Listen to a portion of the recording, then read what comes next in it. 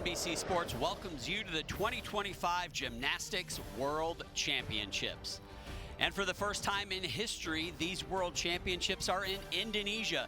Jakarta, Indonesia, the venue Indonesia Arena, where today the men's individual event finals get started. The floor exercise, pommel horse, and rings, and each of those events has an American on them with a great chance to bring home some hardware.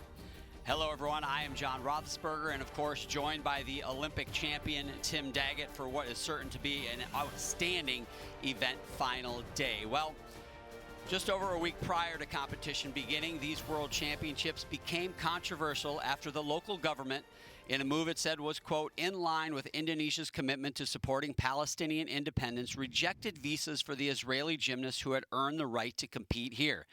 The International Gymnastics Federation said in a statement that it took note of the decision to ban Israel but did not pull the event from Jakarta. Israel's Gymnastics Federation called the ban outrageous and appealed to have its gymnasts compete, but those efforts were denied. The International Olympic Committee, which has no official role in this event, but had tried to broker a resolution, held an executive board meeting earlier this week on a Wednesday and announced that the executive board had decided in part that Indonesia won't be considered to host any Olympics or related event until access for all participating nationalities is guaranteed, and recommended to all international federations not to host Olympic qualifying events in any country that can't guarantee access for all participating nationalities. The IOC statement also reaffirmed its position, quote, all eligible athletes, teams, and sports officials must be able to take part in international sports competitions and events without any form of discrimination by the host country, in accordance with the Olympic Charter and the fundamental principles of non-discrimination, autonomy, and political neutrality that govern the Olympic movement, close quote. Well, Tim, here we start the event finals, and we start with men's floor exercise, and that decision will show itself here as we see Cameron Nelson starting his routine. Absolutely. The current world champion, Artem Dolgopiat, he doesn't get a chance to defend that title. Big gymnastics right here, though. So much going on. His first tumbling pass, a triple pike somersault. This is big time.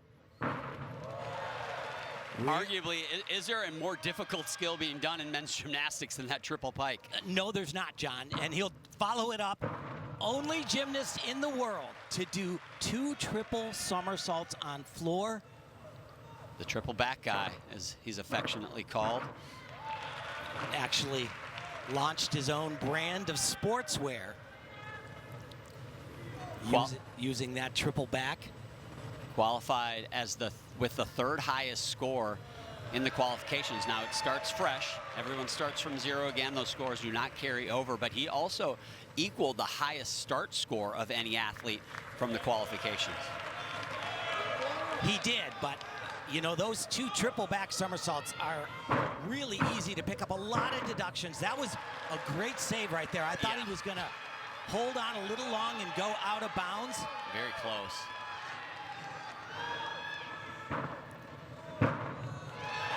And I'll tell you what, not bad. Not bad at all. First guy out of the box doing what I believe to be the most difficult routine being done in the world. Would have liked to see maybe a stuck landing or two. Had movement on all of his landings, but other than that first one where he stepped out of bounds, you know, minimized it for the most part. Yes, absolutely, but that out of bounds, and there is his coach, Casimir Suarez. Great gymnast himself. You competed against him, right, Tim? I did, yeah. Great Cuban gymnast and coach at Ohio State. But this is just ridiculous. 3 times around. Oh, this is the dismount right here. That's ridiculous, too. That's a tough one to finish with. So, not quite sure. So here is his mount, that triple somersault. And this is so unique because he keeps his legs straight. It's called a Nagorny, named after Nikita Nagorny, the Russian gymnast that invented it. Nagorny did the triple pike, but he never did a routine with 2 triples. 6 flips, first 2 passes. Outrageous. So he's going to set the the tone for the rest of this floor final. And man, a tough spot to be. Always hard to be that first gymnast in an event final, the first look at gymnastics that the judges are going to get. Sometimes they can be a little more critical. They want to leave themselves room to put possibly better routines at a higher score. So we'll see. A lot of 3/10 landings, though, Tim, and that there's a big difference, 1 or 3, and we usually see a 3, right? Yeah, almost always a 3. If it's more than 1 foot, it's a 3/10 deduction. If it's less than a foot. So 14.133 is his score, significantly, well, not significantly, about a 10th or 2 lower than his qualifying score of a 14.3. We'll see if that score can hold up. It feels like it's going to be tough, but you got to perform, and one guy that can perform is from the Philippines, Olympic champion Carlos Yulo. And I don't know if there's a gymnast that can put together execution and difficulty at a level that this guy does. Yeah, he is perfection in motion. You could take a video of his gymnastics routine on floor and stop it at any point in time, and you would get a beautiful picture. Really nice start. That could have been a 1/10 deduction. Look at this, so easy. Big step though, that's a 3/10 point. That was 2 flips, 2 twists in a laid out position. There are a number of gymnasts that do that nowadays, but nobody looks like him when they do it. A double gold medal winner from Paris on this event and on vaulting. Those are the only 2 that he competed here in Jakarta, dealing with a little bit of a wrist injury, but oh, he usually sticks that, and that could be a little bit costly.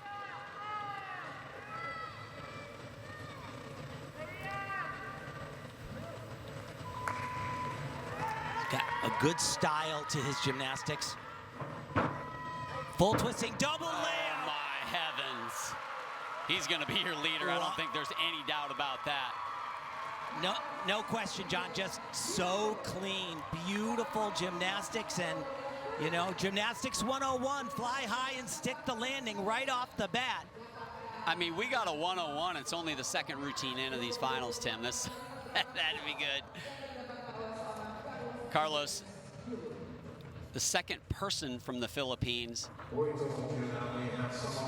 to win an Olympic gold medal, first male athlete of any sport to win an Olympic gold medal, a star in his home country for sure.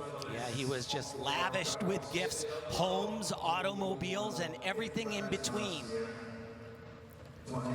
That happened when you won the gold, Tim? Not exactly, John. Not exactly.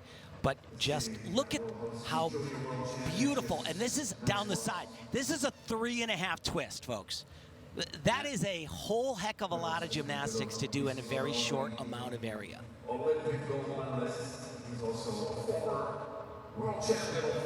Nice press to a handstand.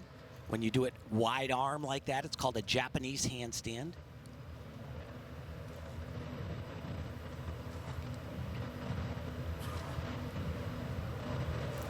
And here we go. Look at the toes. Unbelievable. And he just flails his arms out to the side saying, look at me fly here, and I'm going to rock this landing. And boy, did he ever.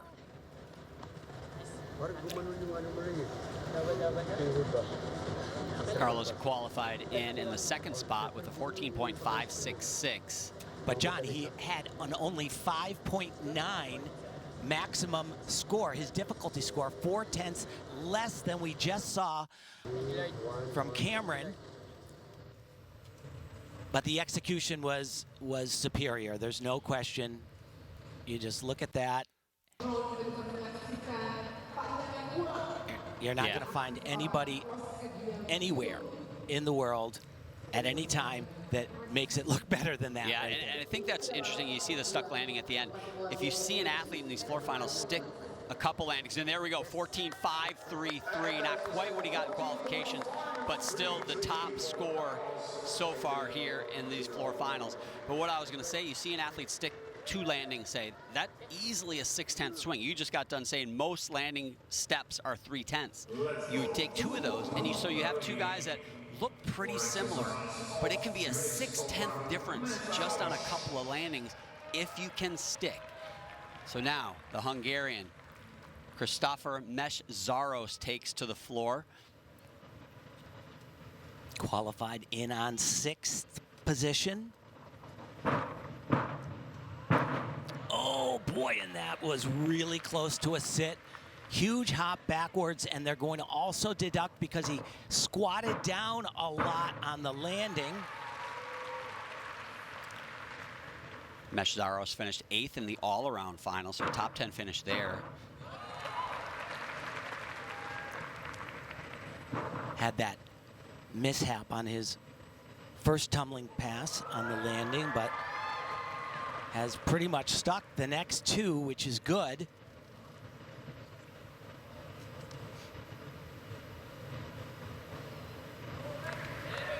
In qualification, his maximum score was 15.5,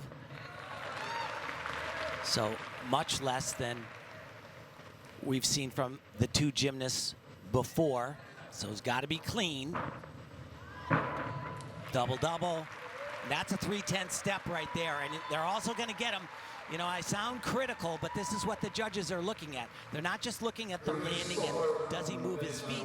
What about his chest? How low is it? Is it close to his knees? If it's down a little bit, pen goes to paper and deductions come. And that's what's so tough, because obviously his shoulders were down and he took a step forward, but he took a step forward because his shoulders down. It's a double whammy. It Yes, seems it is. counterintuitive that you're going to get hit twice, basically for the same thing. He says his most memorable moment was a European Championships medal, a silver on floor exercise in 2020. So here is that opening tumble run. Big hop back, maybe not quite as bad as I thought initially, but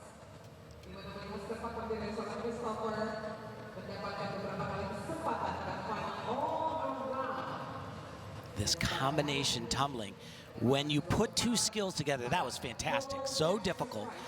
You put 2 skills together like that, you get what's called a connection bonus. So that adds to his potential maximum score.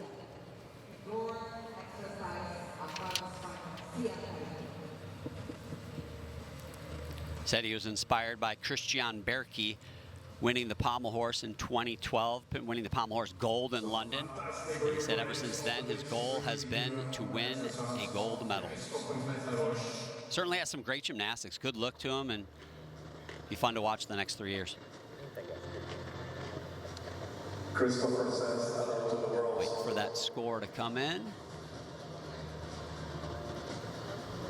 Again, just 3 gymnasts in. Carlos Yulo from Philippines with that top score of a 14.533. I don't think this one is going to move ahead of Cameron Nelson, who sits in the 2nd spot with 14.133 with those landing errors you mentioned. Yeah, I don't think so. Should not. Cameron Nelson has, what does he have, a 7 or 8/10 advantage in difficulty? And that is significantly lower, just a 13.266. Yeah, the judges got it right there. Yep, and they have him in the 3rd spot currently, but there's only been 3 gymnasts have gone so far, so that'll be a tough one for him to hold on to. As we see Great Britain make an appearance in the floor finals, and they've become quite exceptional on this event. This is Luke Whitehouse. And he will also do one of those triple back somersaults right off the top, but he does it in the tucked position, which is a little bit easier than Cameron's piked, but still phenomenal. Oh, boy. Wow, that was good. That was really good. Knees together and potentially just a 1/10 of a point hop. Finished 6th in the floor final at the Olympics in Paris, so familiar with this event final. Could have stuck that one. A lot of times he does. Has a beautiful look on floors. Just a natural born tumbler.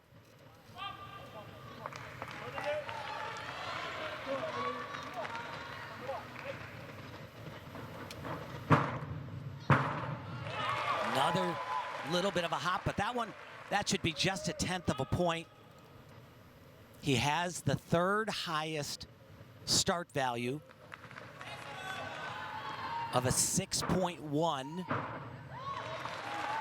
Just every single pass, though, those little adjustments.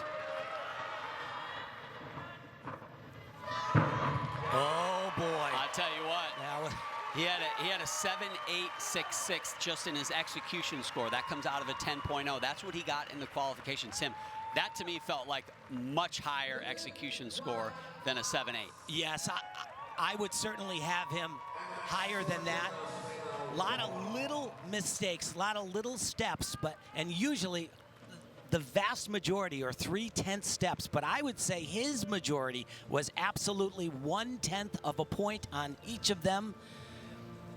I would say he is not going to overtake Yulo, but will certainly be very near the top.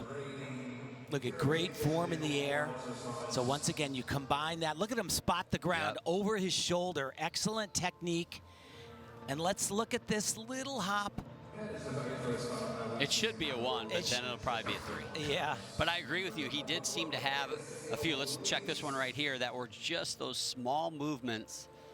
Triple twist down the side. And just right there, that's another 1/10. It should be a 1 for sure.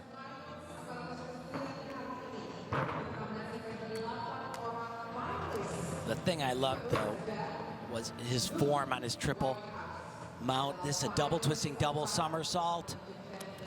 And the right foot just moved a little. That's definitely be a 1. And that's one, too. I'd be curious to know how the judges handle his body position when he landed. To me, technically perfect. You have to be leaning over the fronts of your feet. But I also wonder if they just can't help themselves sometimes. Yeah, that's the problem. They have the ability to do that, but I certainly hope he gets a good score here. It was beautiful gymnastics.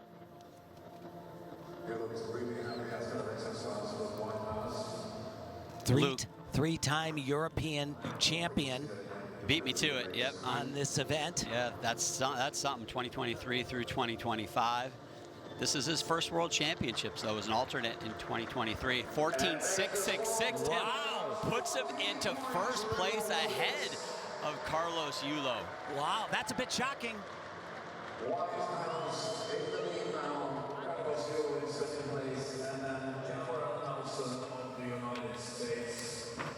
So Luke Whitehouse in that top spot as we see Kazuki Minami from Japan. He was the 5th highest qualifier coming into these event finals.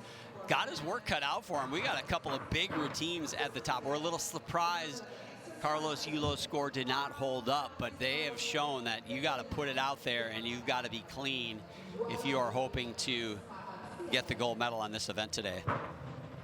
Jake Jarman, he was the top scoring gymnast in the qualifications, also from Great Britain. We have a halfway point here of this floor final. So the second 4 athletes getting ready to get in their one touch and get ready to compete. Milad Karimi from Kazakhstan. Japanese already have a gold medal on the men's side here at these World Championships. Daiki Hashimoto won the all-around gold medal, 3rd time in a row for him.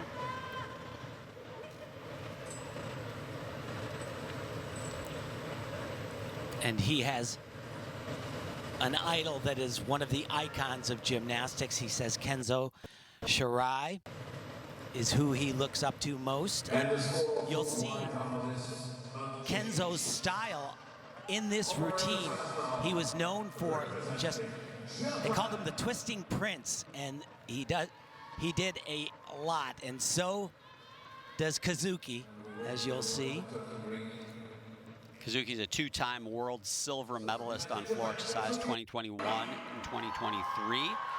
This would be a 3rd for him, trying to move up that podium 1 spot. Qualified in the 5th position with a 14.1, so he'll have to do much better than that to come out with a medal. Oh boy. And that takes care of that. Yeah. Full point off. And just, he knows it. There's no way, but Triple twisting double somersault. That was angry gymnastics, Yeah. I think, right there. Oh, boy. And another 3.5 down the side. Man. Crazy, right? But I said, he's a twister, that's for sure. And I like it, though. You know, he was not playing it safe on that mount. He was going for a stick. And another out of bounds right there. When you go for a stick on that forward-facing landing, so easy to come up a little bit short. Double-double, hop forward. Great gymnast, but he's Not his day. not his day. Not gonna be a medal for him. You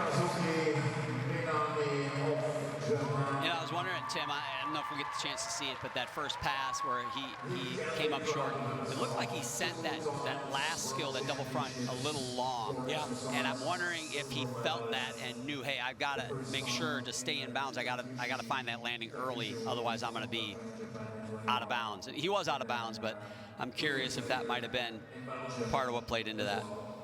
It's all risk reward. You know, everything you do, you got to take the risk to get the reward, but sometimes it can backfire, and it did on him.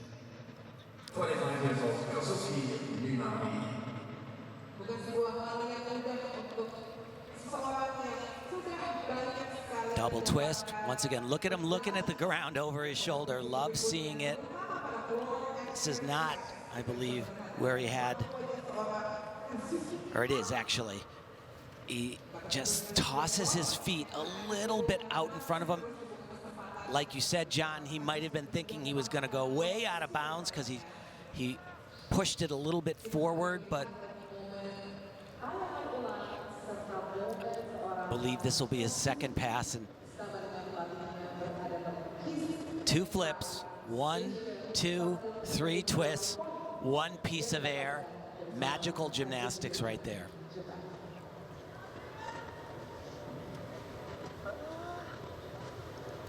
Looked a little tired towards the end. Just probably coming to the realization, knowing that doesn't matter what I do after the fall on the first pass, my medal dreams are not going to be a reality today. Yeah, that's tough. You're in an event final where you know you have to be virtually perfect, and after one pass, one sequence, you know it's over. You got to kind of dig a little deeper, especially when you're doing really hard gymnastics. You know, the motivation level, it's tough to keep up. You see Luke Whitehouse next to his countryman Jake Jarman, who had the highest qualifying score.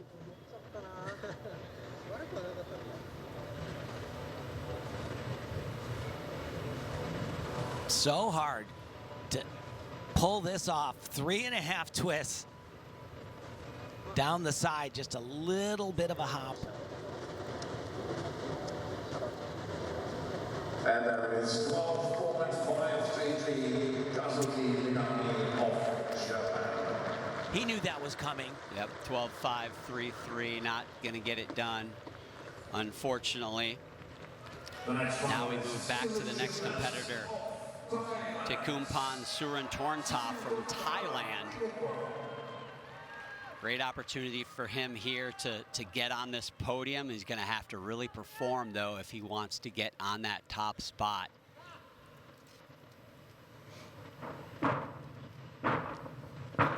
Oh, and that is exactly how you want to do that. He took the risk also, and it paid off.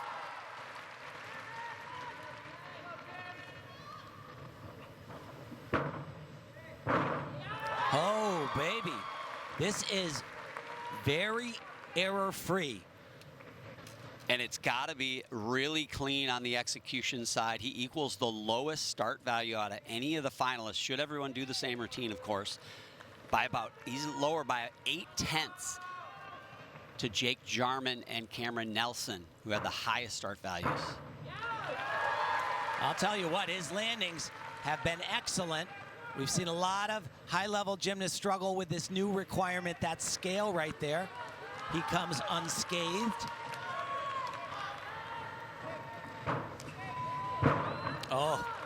Big bounding step to finish. That's absolutely a 3/10 deduction.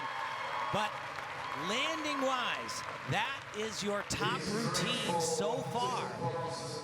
I would say he had the least amount of deductions, but once again, John, that 0.8 of a point deficit that he starts with right off the bat. That's a lot. Outstanding performance, so he was definitely thrilled. You mentioned that big step at the end, but that was really, it was by far the biggest deduction. And this was money right there. So risky to go for it like that. His best world placing was 23rd before this competition. Well, this would be the first world medal for Thailand, should he be able to get on that podium. Yeah, wow.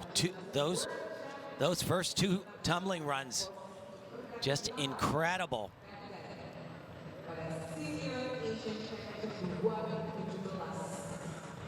Look at him spotting the ground once again. Able to hold on to that, no hop, very patient. Floor exercise really has changed over the years. A lot of athletes, you can see right there, just a round off into this dismount. Used to always have that round off back handspring. There was never even really a question that you were going to do it. And now it's just, you almost see more just round off straight into that acrobatic skill, which, man, if we could have figured that out back in the day, Tim, who knows? Could have been all different, John. Yep. Well, it was a great routine. It just doesn't give you the same feeling, though, that we saw from, you know, Yulo or Whitehouse or Jarman even. For me, it doesn't. 13.7, and it didn't for the judges either. Very good 8.5 execution score. It was a very good execution score, but with that start value, you're not going to land him on the podium. I really like what the judges did there. I think they got the rank correct so far. Your top scorer coming into this floor final is Jake Jarman. Put up a 14.7, huge score. Has got the most difficulty, and you're going to see it right out of the gate here. Huge gymnastics. Oh boy, and that was definitely one heel out of bound, and that was not one hop, John. That was a big hop and then another little adjustment, and it looked like two heels out. And I know we couldn't see that one hidden, but if you're doing the geometry of that landing, it felt like two, which is a 3/10 deduction. I think that right foot was in. Yeah, I think so. Just so difficult, this routine, start to finish.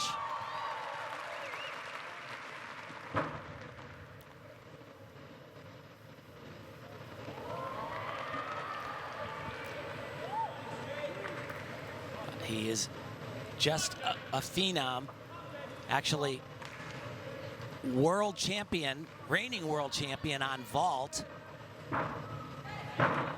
Oh, beautiful, beautiful gymnastics. Just gotta stick this, yeah, gotta stick it. Stick it. Little foot slide, but well, he put it out there. That is for absolutely sure. Yeah, that was a little foot slide, but absolutely just a 1/10 of a point. That was tremendous. This is going to be really close. If I'm guessing at this point in time, with that routine, with the highest level of difficulty and the way it was executed overall, I got him ranked #1 at this point in time. Just right there, you see. Here, this is what I think it's going to come down to, Tim, is that first out of bounds. Is it going to be a 3/10? Both feet out's 3/10. 1 foot out is 1/10. If he's got a 3/10, he's not in the lead. Yes. There's no way. Yeah. I think it'll still be close. I don't know. You got Luke Whitehouse with a 6.1 start value, difficulty score rather. And you got Jake Jarman, who should have gotten a 6.3 difficulty value, 2/10 difference.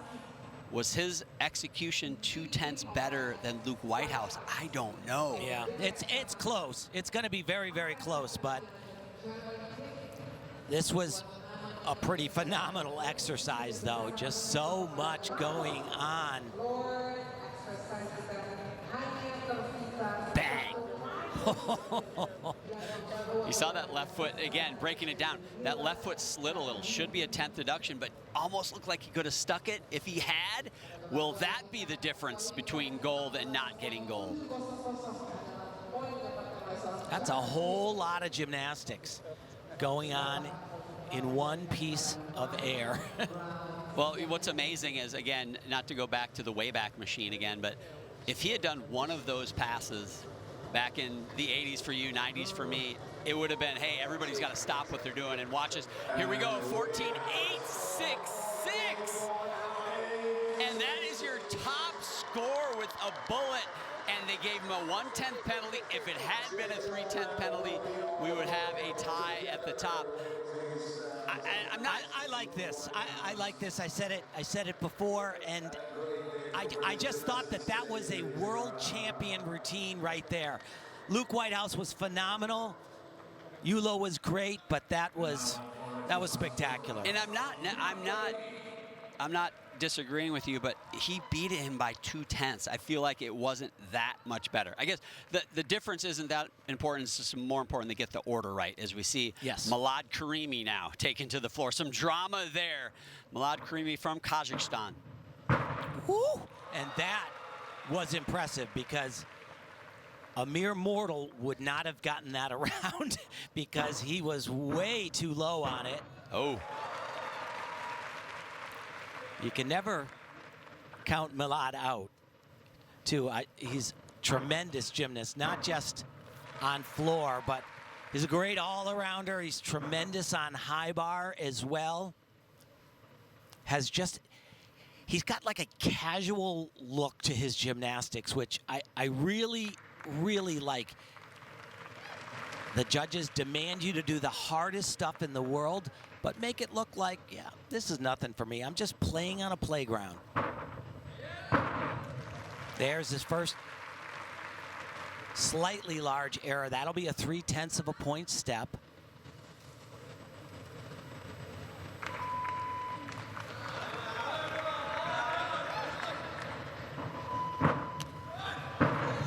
Oh, and another great landing. That was tremendous, no question, but once again, he starts much lower. 6/10 he gives up to the top. Start scorer, Jake Jarman. Did win a bronze medal on floor exercise in 2023 at the World Championships. 5th in the all-around. You mentioned he's a very good all-arounder as well. Fifth in the all-around at those World Championships, and he's a 2-time Olympian.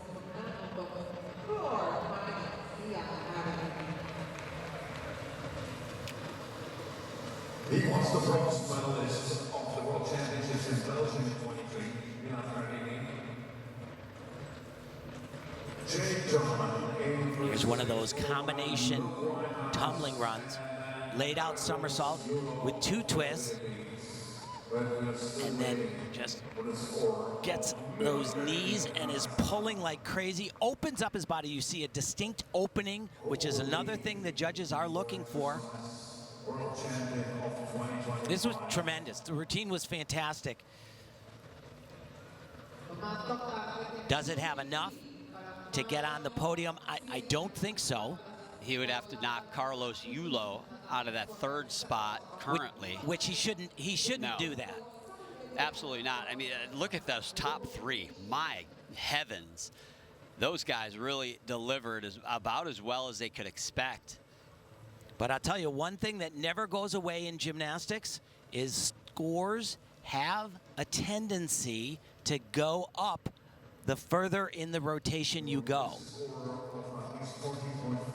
Judges are aware of that, though. It's just...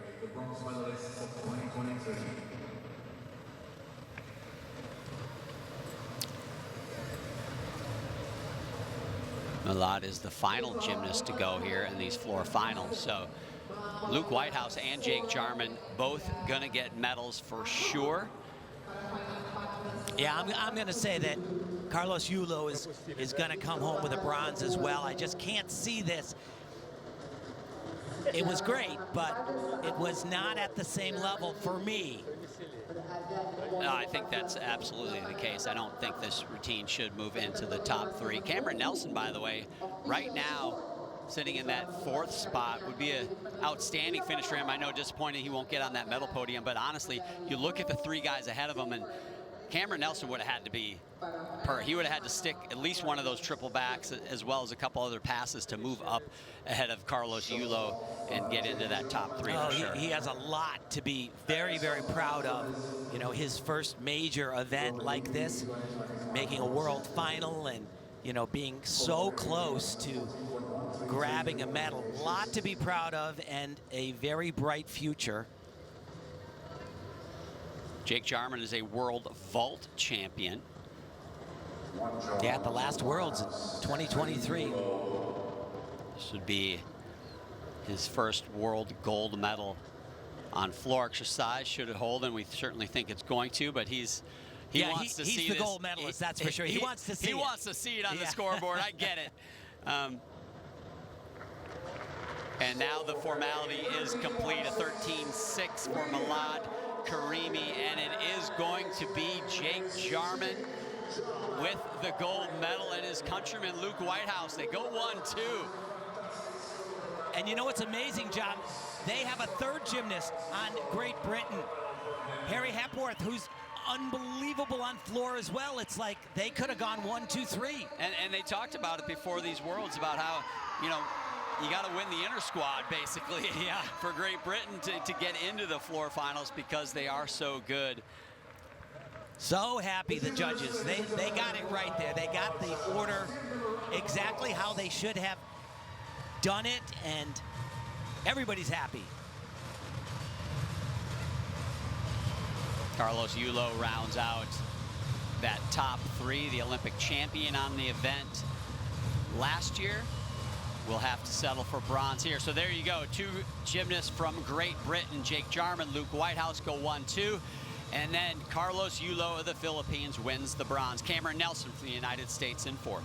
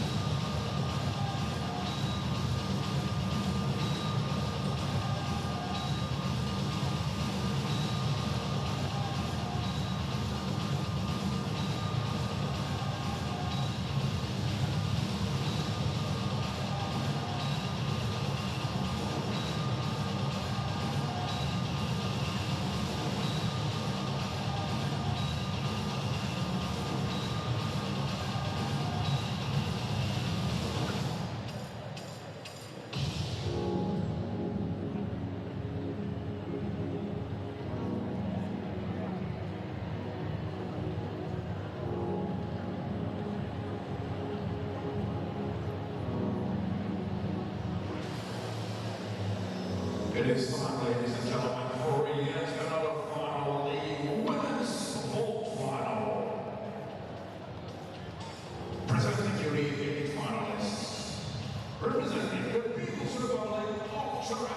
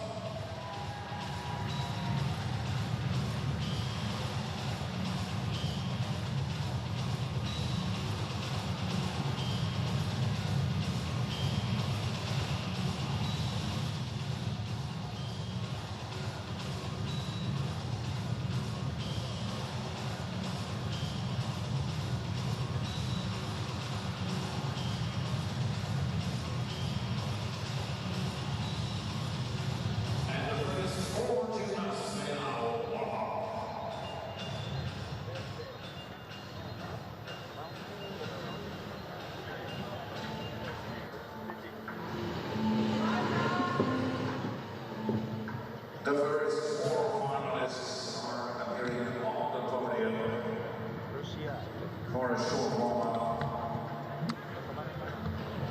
Ladies and gentlemen of the People's Republic of China, Jocelyn Robertson of the United States, a Belgian gymnast, Lisa Marlin, and Anna Nicola, an individual development.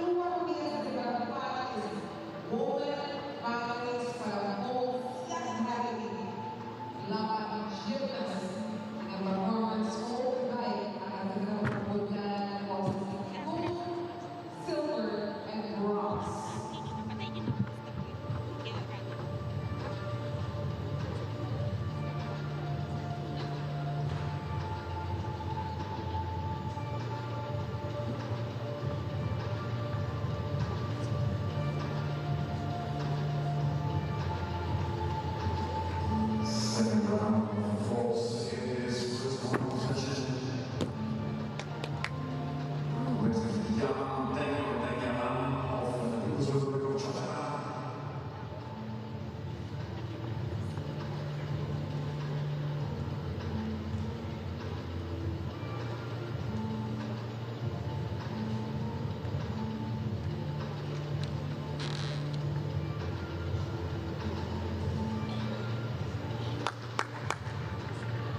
Let's go, Jojo!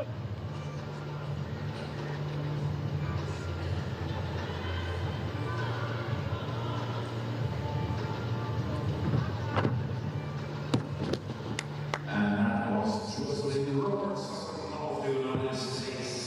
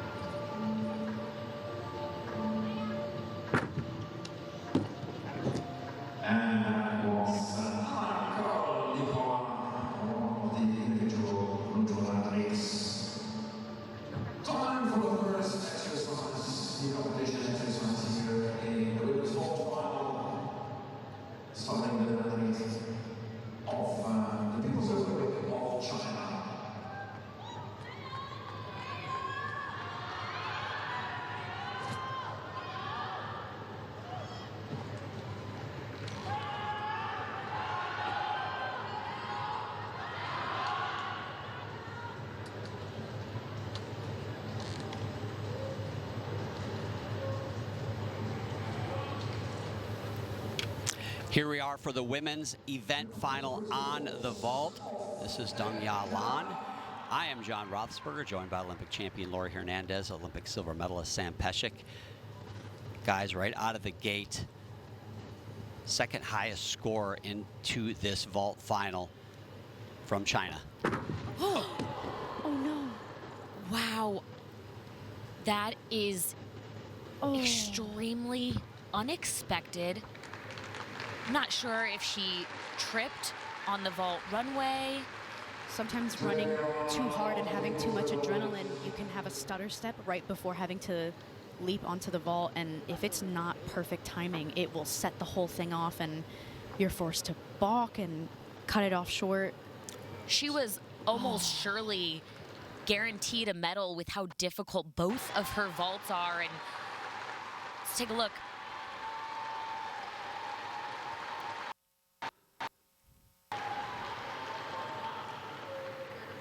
You can almost see it right there, like her hurdle was not in the right spot, or too close to the vault. The run looked good right until the last minute. You know, has shades of Jade Carey. Yeah. In the Tokyo Olympics, had that stutter step and balked on her vault, and that is unfortunate. Dung is 26 years old, been competing at the senior level since 2015, and this is her world championship debut. And as you said, Sam, had a great opportunity to get on the medal podium with cumulatively two of the most difficult vaults being done here in the finals. Yeah, she's basically a vault specialist for China. This was really her one shot at the individual worlds. There's not the team competition here. So a huge opportunity that you can tell by her face she's rocked by. Well, and she's got to get it together here, because you got to be focused on this event. You're running full speed down towards that vault. You got to really be dialed in on what you're doing. I'm really curious to see what she does in this upcoming vault, to be able to take a deep breath, reset, and then to do one of the hardest vaults that she knows how to do. Well, Laurie, unfortunately, you and I, and maybe John know this, the only thing scarier than all of this hard gymnastics is trying to do gymnastics when you have tears in your eyes. Because everything, as you can imagine, is a little bit out of focus. And for this vault being as difficult as it is, I'm curious how she's going to handle it. I wanted to see her take a bigger, deep breath and collect herself before going. Otherwise, this could be scary. Yeah, it's like you become hyper attuned to everything in this moment. You can hear your heart in your ears. You can feel all the tension around you. I'm curious to see what is taking so long, because honestly, this vault, I believe, should be a 0.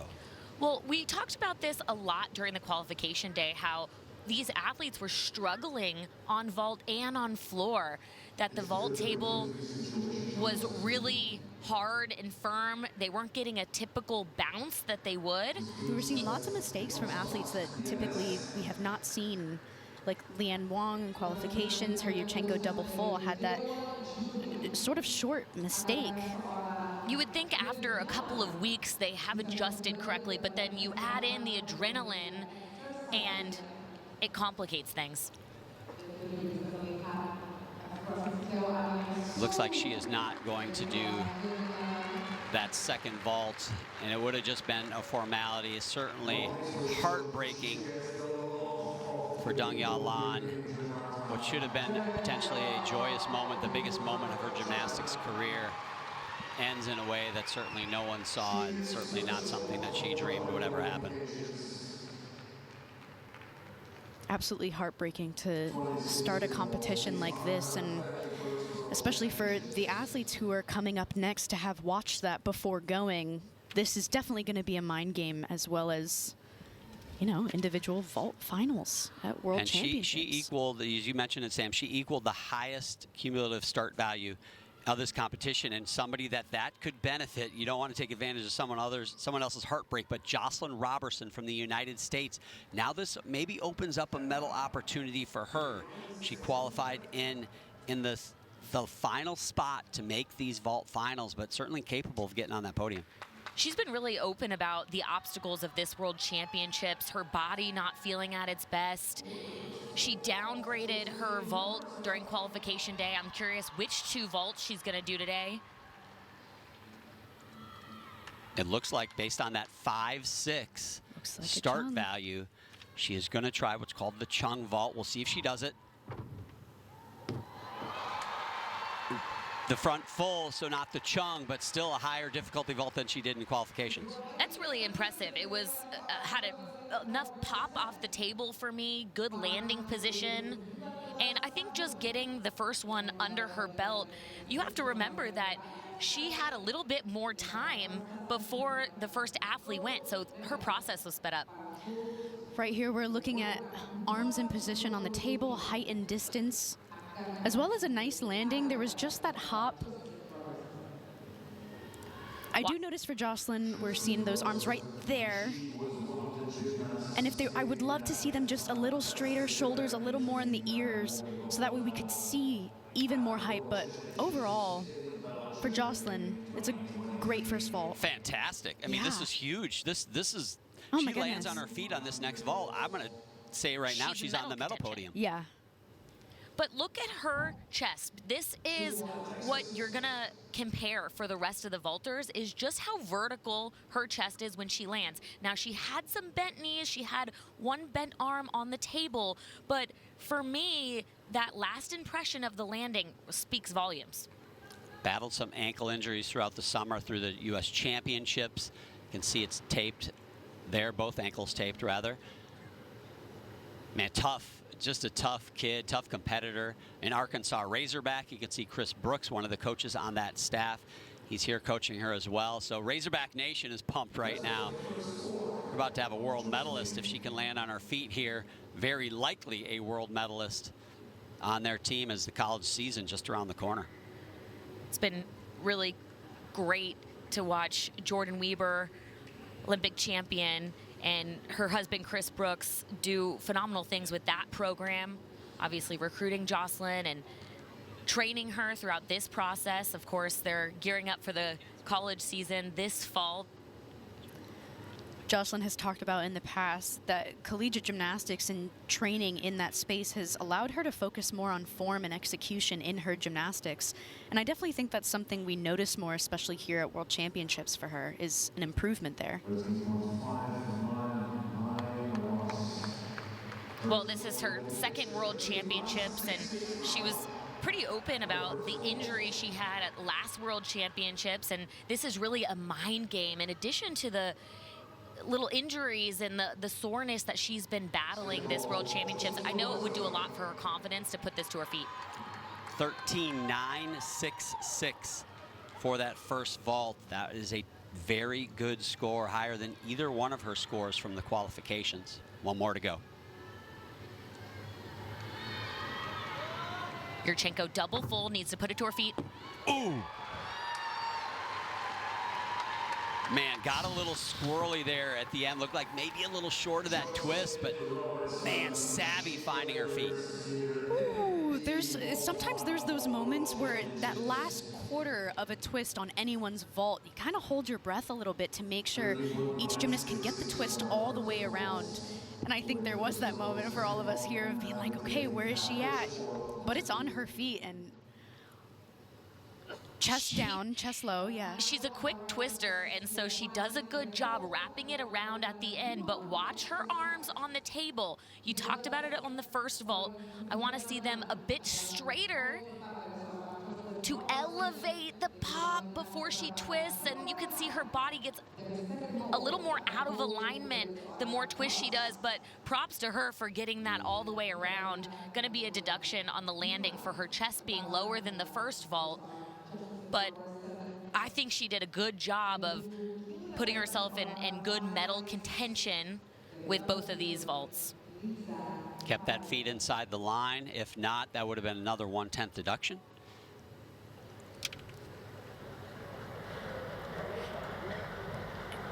I think, in my opinion, being able to stick a vault, especially Yurchenko double fulls, is a really difficult thing to do because sticking it really does hurt your ankles in a sense. To have to land with your momentum going backwards, but your body facing forwards can sometimes cause a lot of issues. So I'm curious to see how many sticks we'll be able to see today.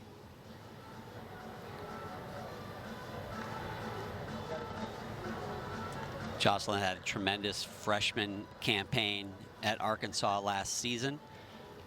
As we see, vault number 2, a 13.6, her average 13.983. Nice improvement for her from the qualification. We'll see how that average can hold up. Currently the top vaulter, obviously very early. Lisa Valen now from Belgium will be the next vaulter to go. Qualified into these finals in the 6th position, competing in her 2nd World Championships. Finished 6th on the vault in 2022 at the Worlds. I'm curious what they're gonna do. She saluted, then was a bit out of control at the end. Took a step back and saluted. Very quick pop off the table, quick twister, and does a nice job getting that chest vertical when she landed. There were some form issues. We'll take another look. I really enjoyed her height off the table right there. She has a slight lift before she starts to twist, and you know who I think is phenomenal at that? Rebecca Andrade has that moment of airtime where she's able to soar forwards before she starts the twist. We'll see it for just a split second right there. There's that pike in her hips and those form deductions you were talking about. Yeah, she starts off with great form, and then as the twist progresses, legs get a little bit further apart, bent knees. Usually for having to pike down a vault landing, that's because of low height and low distance from the table. Sometimes gymnasts will pike down their landings and then stumble backwards, and you're like, you didn't need to do that. You can keep your hips open and not have to get that pike deduction. But here, it seemed like she knew exactly where she was in the air, which is a great thing, but if that pike was necessary, then that'll be a big deduction.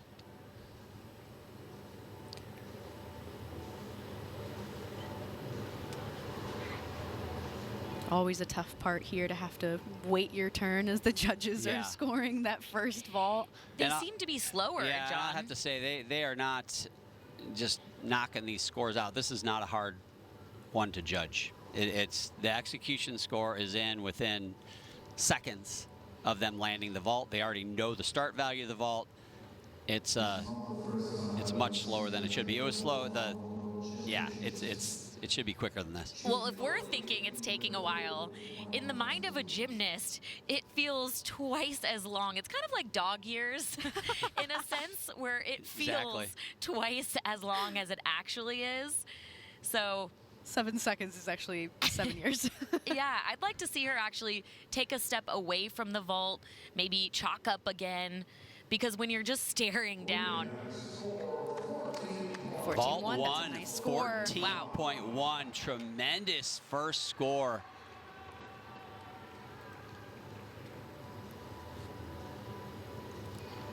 That beat both of her scores in qualification day. Also higher than the first vault from Jocelyn Robertson by over a 10th. So great opportunity here for Lisa Valen.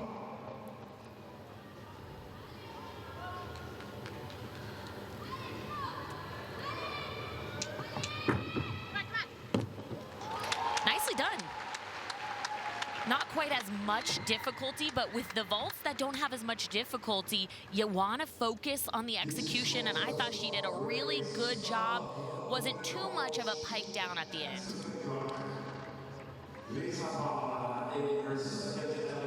So I'm expecting to see a strong E score with this vault.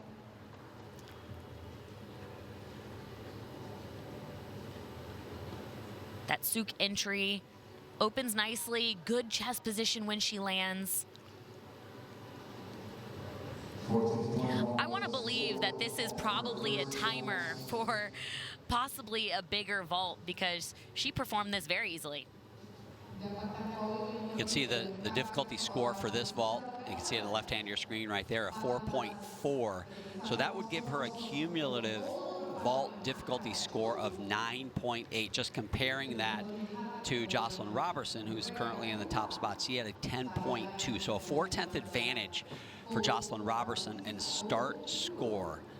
But we'll see how that execution might equate here. I feel like that was cleaner than Jocelyn Robertson's second vault.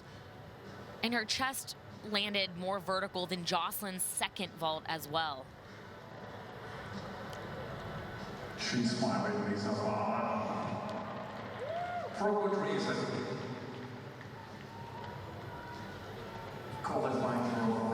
This position on the table right there, I would like to see just a little more, like I keep saying, straight arms so I could see a bigger block, but like y'all have mentioned, the execution right off the table, really quite nice. Just a slight pike down at the end. And remember, the highest finish that she's had at a World Championships is 6th. So I think she has a good position to score pretty high. Vault 2 is a 13.233. That average of a 13.866 currently puts her in the 2nd spot.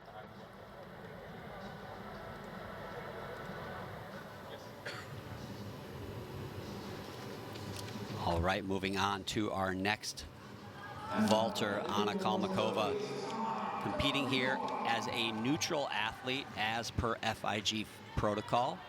Only She hails from 17 Russia. years old. Oh!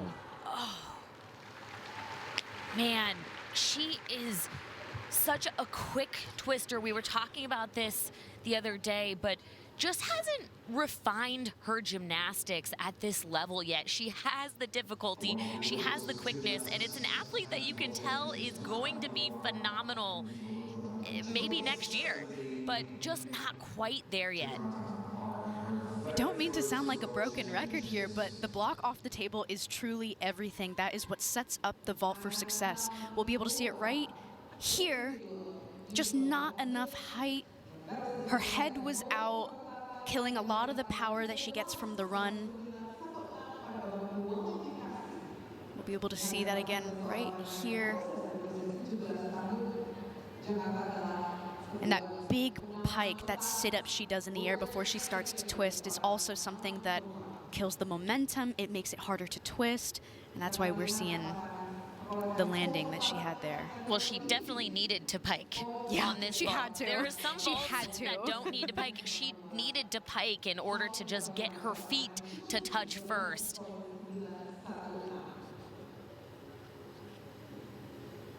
She's the 2025 Russian national champion on vault. Also, you talked about her great gymnastics and the future she has. She was the 2021 junior all-around champion in Russia as well. So certainly has that pedigree and has 3 years until LA to continue to build.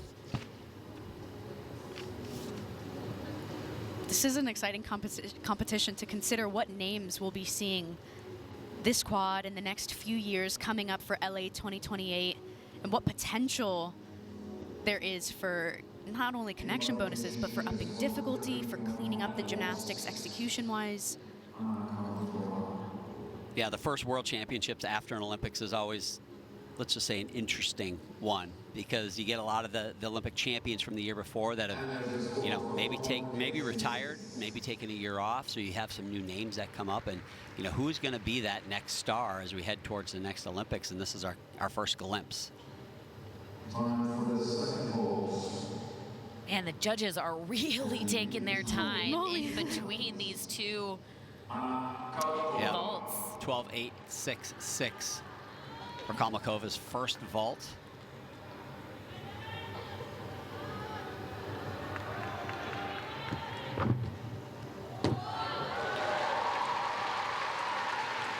Good vault.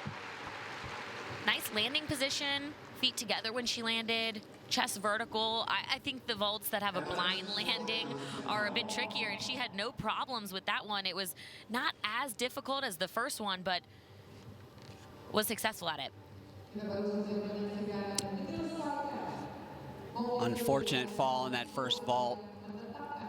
She will be sitting in the third spot, but it's hard to see these two vaults hanging on for a medal at this point.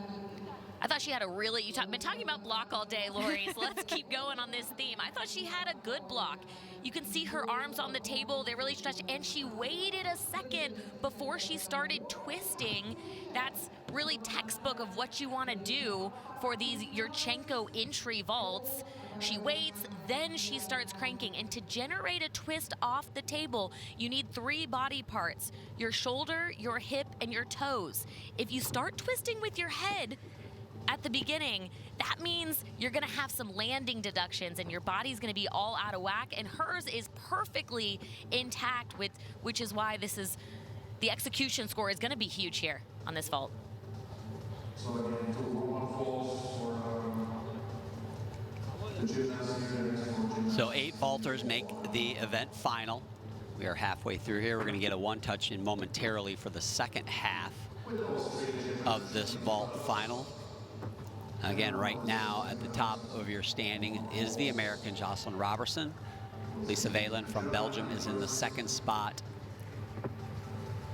And Anna Kalmakova will move into that 3rd spot after the first 4 vaulters. Unfortunately for our Chinese vaulter, Dong Yalan, she did not get a score. There has also been a shift in terms of what bonus you can get for vault. It was updated earlier this year, where if you land your vault in different positions, one facing the table, one facing away from the table, you can get 2/10 bonus. The only thing is both vaults do need to be landed on their feet. And the other part of that is that all of these athletes in the finals are getting that 2/10 bonus. So they're really not getting, unfortunately, an advantage for that part of the code. If everybody's getting a bonus, nobody's getting a bonus. Yeah. Angelina Melnikova, the all-around champion in 2021 at those World Championships, and she does that feat again here. She won the all-around final earlier at this competition in a very dramatic finish with American Leanne Wong, who ended up with the silver medal. The veteran, 25 years old. Melnikova does have an execution, especially for her double twisting Yurchenko, that I think is just gorgeous. She has an absolute flat position in the air, ballerina-like straight legs, pointed toes, glued together. Just gorgeous to watch.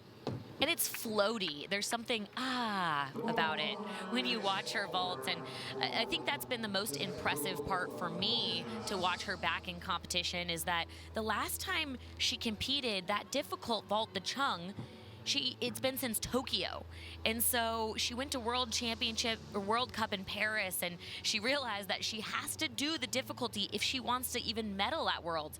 She did it successfully, and now she's in vault finals.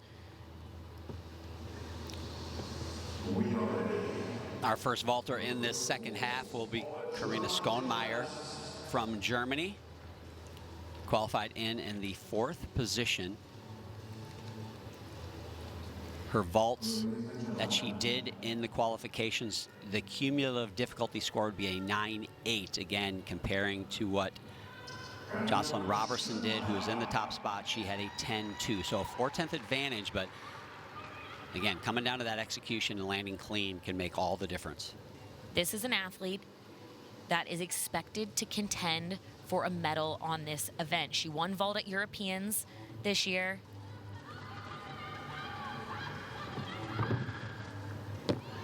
Wow. Well done. Really good block off that table. It was, especially her form and her shape in the air was just beautiful to watch. I saw a lot of height there, which, as we've been saying, comes from a great block. But I noticed something interesting with her hands on the table, and I want to keep an eye out here again. It's hard to tell from this angle, but her hands seemed They weren't a little square. twisted. They weren't square, and that is something that the judges will certainly look at. This would be a much higher start value. You can see the 5-6 difficulty score on the board. Ooh. Oh, and her second hand didn't even actually touch the vault, which is a 2 big no-no. point deduction. Let's see, another look at it. Oh, wow. That is a problem if the judges caught that. Now, they're not getting a slow-mo view, and the 3 of us did not see that in real time. But she clearly does not. Yeah, and you can see the judges in the background right there. They have a great view. You would think you would get extra points for doing a one-handed Yeah, vault. I was going to say the same thing. And do it so well, but this was, you know, Leanne Wong had this same battle with getting both hands on the vault table, but she clearly did not even touch that second hand. And you know, part of it also comes from safety as well, right? Being able to do such a high difficulty vault from one arm is not feasible, or I think kind of trainable. That's a really difficult thing. You guys are too young to remember. One-arm vaults used to be a thing. Oh. Back in the late 80s. No, thank you. Yep. No more. It was a thing. They'd come in, one-arm Sukaharas and the whole 9 yards. Get ready for the second vault here. This one might take a hot minute. The judges have been slow already, and I'm sure this one has really thrown them for a loop. An interesting nugget, the last German gymnast to win a medal on the vault was Oksana Chusevitna. In 2011, she won silver. This was before she went back to compete for Uzbekistan. Chusevitna, who is Legend. the legend, has competed in 8 Olympics, I believe. Her first one was in 1992, and she is still going, but originally competed for the Soviet Union, then the unified team, then Uzbekistan, actually Germany and Uzbekistan. So she's been hopping around a little bit, but she is actually the last German gymnast to win a world vault medal.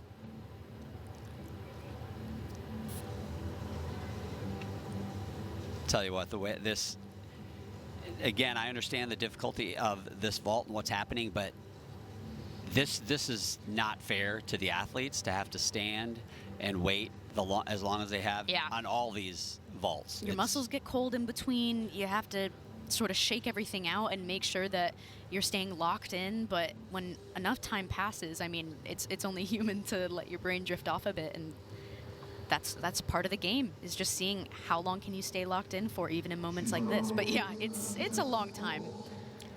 Our fourth vaulter of this final, by the way, Anna Kalmakova, her second vault scored a 13.533, so her average currently puts her into that third spot. Still in the top spot, Jocelyn Robertson and Lisa Valen from Belgium in the silver medal spot currently.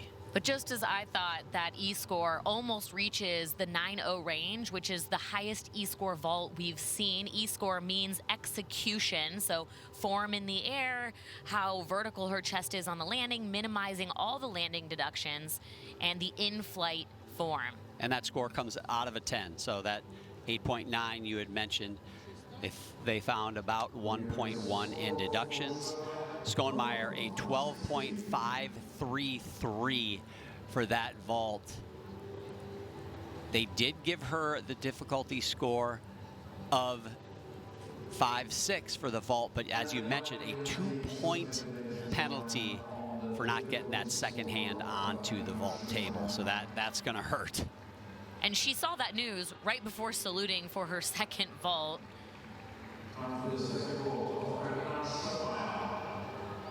I'm with you guys. One-handed chung has got to be harder than a two-handed chung, it seems like.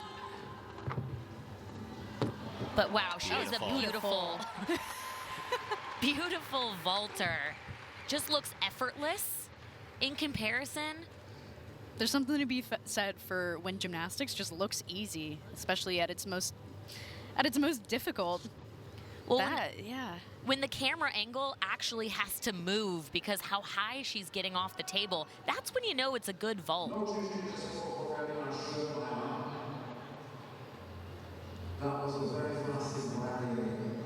Wow, stays Beautiful. almost perfectly straight in the air, barely a pike down. Arm straight on the table, waits to twist, that. and then finishes the double way before her feet hit the ground, which is a good sign. Yeah, she almost had to open up there at the end to stop herself from rotating and twisting. Oh, to have too much power. And to see it in slow motion and for it to be just as good. It's not often you get to see Yurchenko double fulls that actually spot the landing before the feet touch the ground. But those are the safest and the easiest to stick.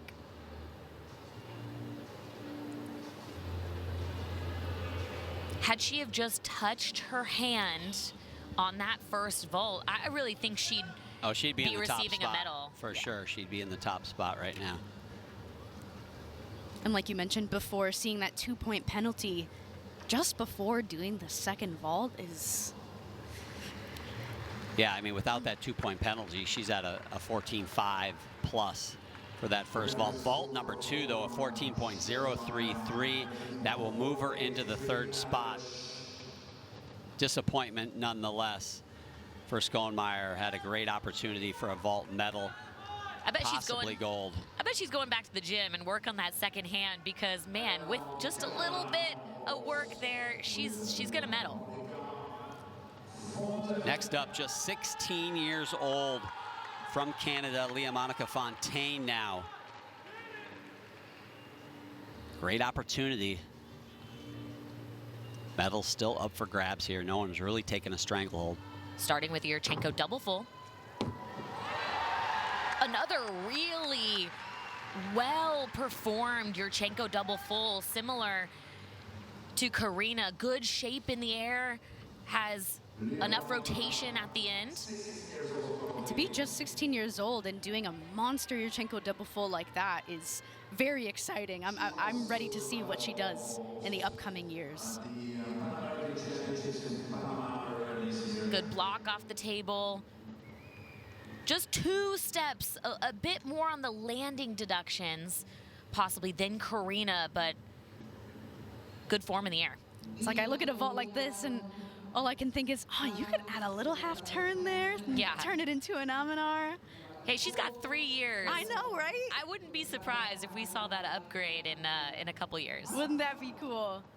But what a beautiful Yurchenko double full. Lots of height in the air. Karina Schoenmeyer from Germany, as we know, just did that vault, scored a 14.033. This one looks like maybe a little more landing deductions. Great opportunity to kind of compare back-to-back vaults. I wish we could see a side-by-side because without comparing them, they looked like they had a similar block off the table, getting similar height. So to me, that's a bit equal. Form was a bit equal. It's just that extra landing step. And those landing deductions, they add up. That's 1/10 here, 3/10 there, depending on how big the step is. And there you go, just slightly lower. Seems like they got that one right on. 13.933 for Fontaine's first vault. Qualified in as the 3rd highest ranking vaulter. Again, all the scores start from 0 again here in the finals, but it gives you just a gauge of kind of what to expect.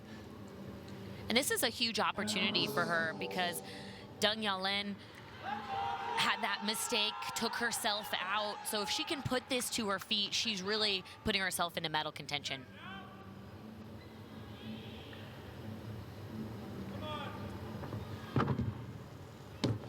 Easy. Very clean. Beautiful little flare at the end, too. Yeah. Opposite of a pike. Yeah, I'm thinking she's going to upgrade that vault, too. So this makes me excited. I've been looking forward to watching her compete at this World Championships. She has such a bright future. She competed in the Canadian Championships, won gold in the all-around vault and floor. Very powerful athlete.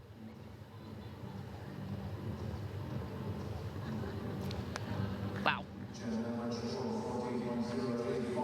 Both hands on the table. She had this casual way of saluting at the end. Like, just another day in the office.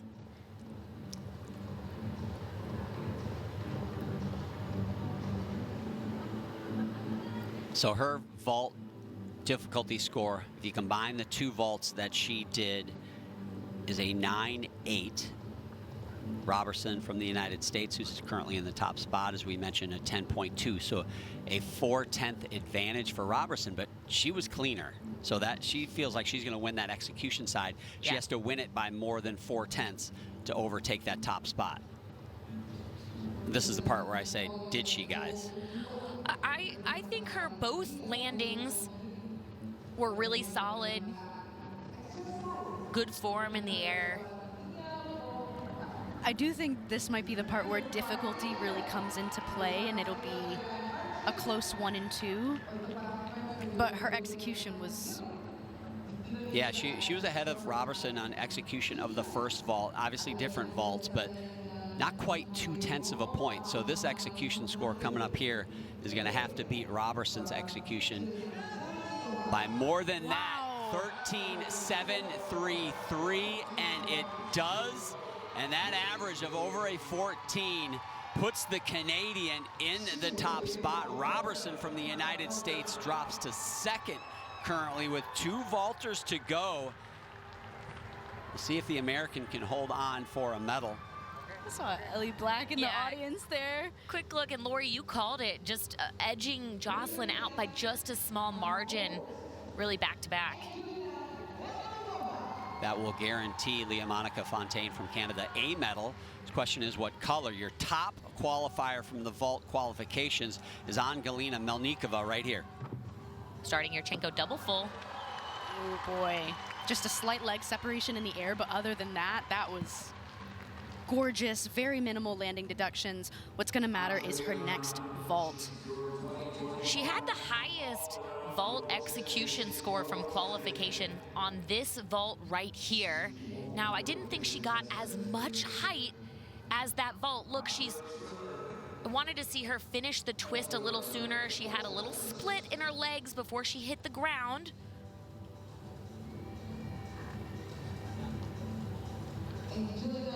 But she does a really good job of finessing a vertical chest when she hits the mat. So watch, when her feet are landing, she gets that chest up so fast. It's like, surprise, it was not down. Exactly. Showing the judges, look, I was really high in the air. It's a bit like wobbling on beam and being able to finesse the dance after a wobble to say, that wasn't a wobble, I'm still moving. My choreography's still going. Yeah, but for me, the execution should be lower than Leah-Monica Fontaine and also Karina Schoenmeyer's Yurchenko double full. Yeah, I was just going to say that. Schoenmeyer scoring just over a 9 in execution. Leah-Monica Fontaine on this vault, an 8.933. So I think this should be in the 8.9s. Judges disagree. 9.1, higher than both of them. In that range, though, 14.1 total. They're also not getting this slow-mo view that we're seeing. And to me and Lori's point, she does such a good job finessing the endings and kind of tricking the judges. Higher difficulty vault coming here should be the Chung vault, which we saw from Karina Schoenmeyer, who did not get her second hand on the vault table. See what Angelina does here. Does a really good job getting off the table, twisting so fast. I think she surprised herself at how much power she had at the end there. You know what? Sometimes there is that moment of, I landed. I'm gonna get off the equipment now. So that chest down on the landing is definitely more prominent on this Chung. She has straight legs and pointed toes, but they do come apart definitely more prominently towards the end. And then, of course, that chest down landing. She had those little stumble steps at the end, a 10th here, a 10th there. Lots of places where judges could potentially pull deductions for execution. But landing this on her feet, I know, was a huge goal of hers coming into this competition. It had been years since she had competed it. So working on getting that confidence back on the road to LA 2028, it's a big, big move for her. This vault should score enough to put Angelina Melnikova on the top of the standings, I would guess. I agree. With that difficulty, Yep. I totally agree. And again, it's the most difficult vault being done in these finals. Karina Schoenmeyer from Germany did the vault, but unfortunately had that 2-point deduction. So really, the only athlete starting at this 5-6 difficulty score is Angelina Melnikova. So big advantage for her. The only athlete that I thought really could contend in a difficulty sense was Deng Yalin. And she took herself out early, and that's unfortunate. Deng Yalin did have a scheduled vaults to match Melnikova's start value, total start value. For Angelina's vault, I find it really interesting that when I watch it, I notice her execution and form comes mostly from leg separations and not necessarily any bent legs or flexed feet. Look at that score. Yeah, 14.433 for the second vault, an average of 14.466. Easily puts her into the top spot, and very unlikely that she will be caught with only one gymnast to go. From Austria, Charlize Mertz. It's her 4th World Championships, but actually the first time she's reached an individual final. She's had to wait a long time here. Oh. She really didn't feel like she was capable of going for it. We call that a balk. Really disappointing. But you take into consideration maybe the equipment, maybe how long she's had to wait before she went, board placement.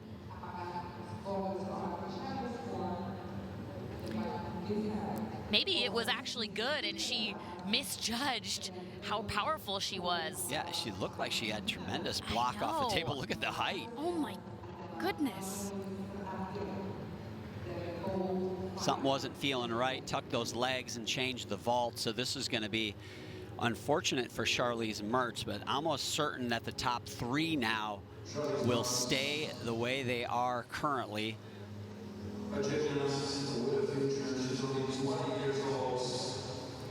This height off the table is beautiful. Look at that lift.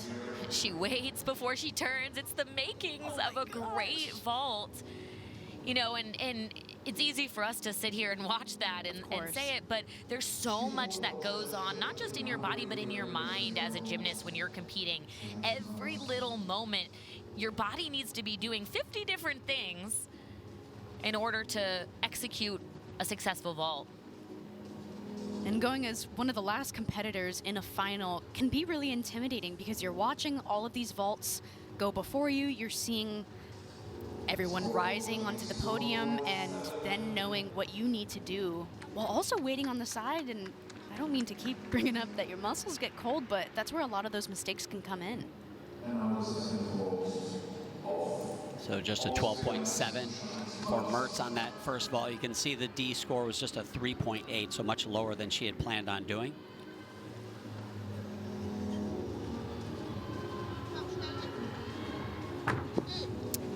Man. Lots of power there. Yeah, good vault, so it's really just unfortunate that she had that mistake on her first vault.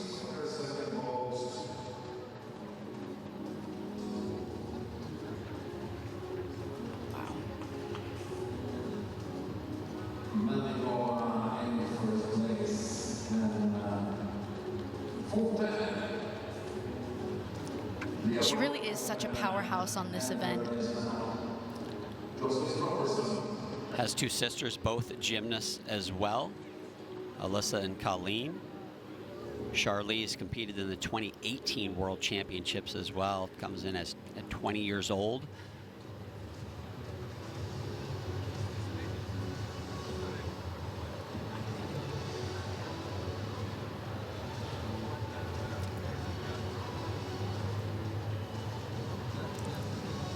So with that final vaulter, we're waiting for the formality of the judges' score to come in, which based on how things have gone, it could be a while, so get comfortable, but the top 3 are going to stay the same. And you know, I really agree with the top 3. Yeah, they got them right, I think, and in the right order. As we see the final score coming in 13.166, that puts her into 7th with that average, and your top 3 stay the same. Angelina had the most amount of difficulty and strong execution. Leah Monica Fontaine had really good execution, in my opinion, not as much difficulty, and Jocelyn kind of had the combination of both there. So that makes sense in terms of the order. How exciting for Fontaine at 16 years old to earn that silver medal here at World Championships. And I'm for really Robertson, excited. Yeah. Robertson upgrading that vault and hitting it, that was what got her on the podium. She had to do it, and she got it done. Had to scramble a little on that second vault, but made it to her feet, and she gets the bronze medal. So this is your vault final. Angelina Melnikova gets the gold medal. Fontaine, the Canadian, gets silver, and the American, Jocelyn Robertson, the second medal for the United States here at these World Championships.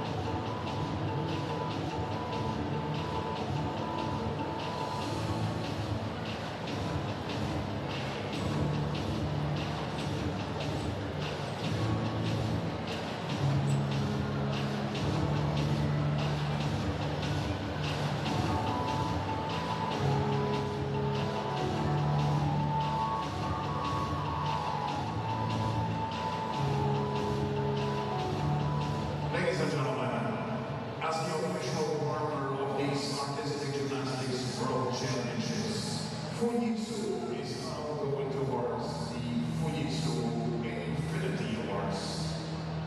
Please welcome the presenters.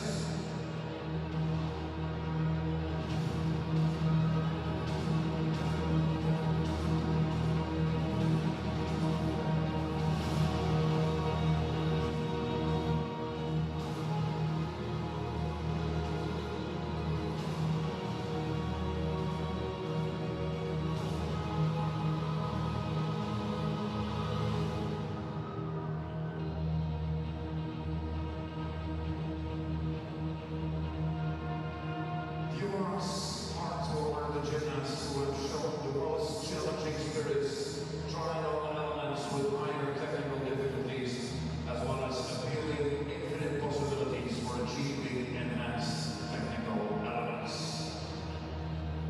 And the first 2025 Fujitsu Infinity Award goes to the women of the Federation of the United States of America.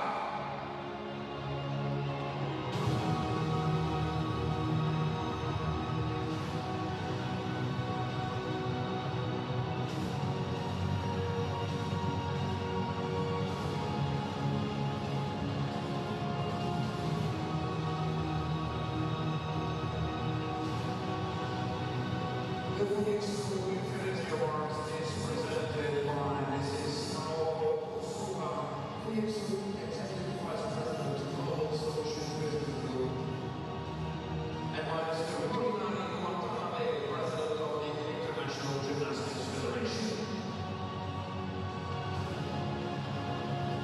And the winner of these first Fujitsu Infinity Awards will receive a trophy as well as a check with a cash prize of $10,000 US.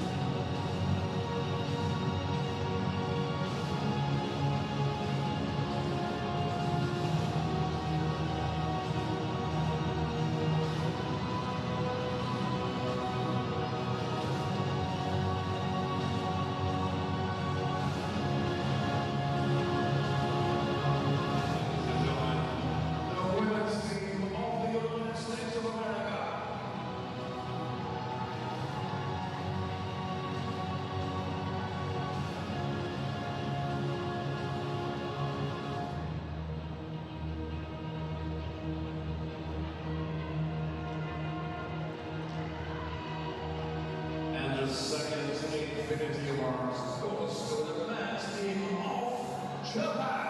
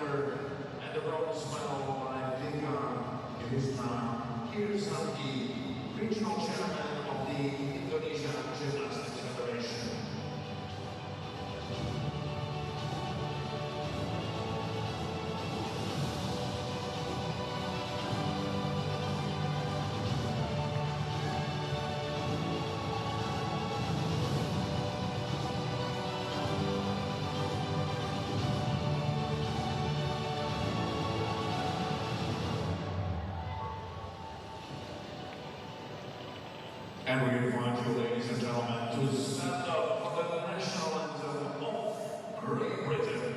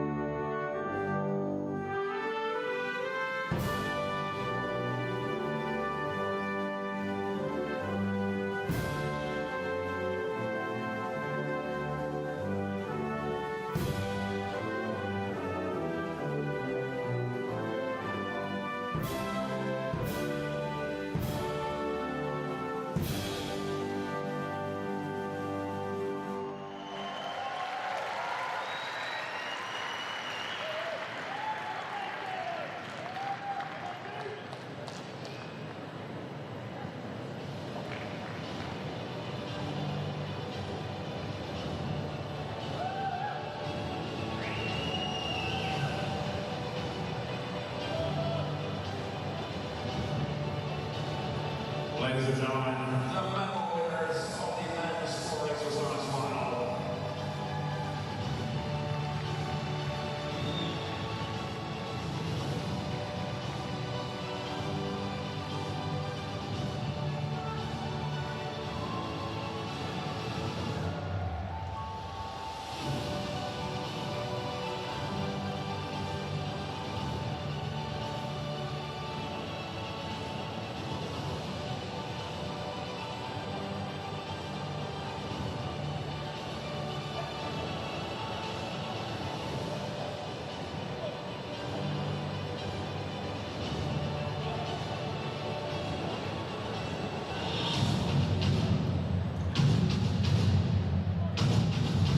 Ladies and gentlemen, the medal ceremony of the women's sport final will now begin.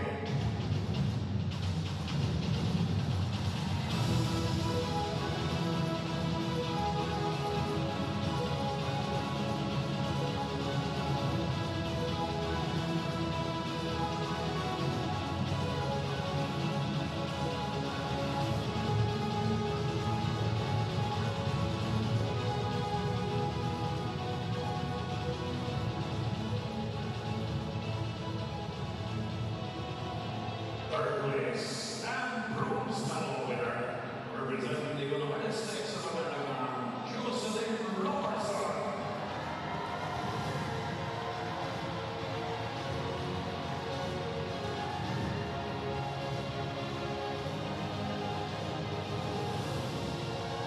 Second place and silver medalist for Canada, Leonica Fontaine.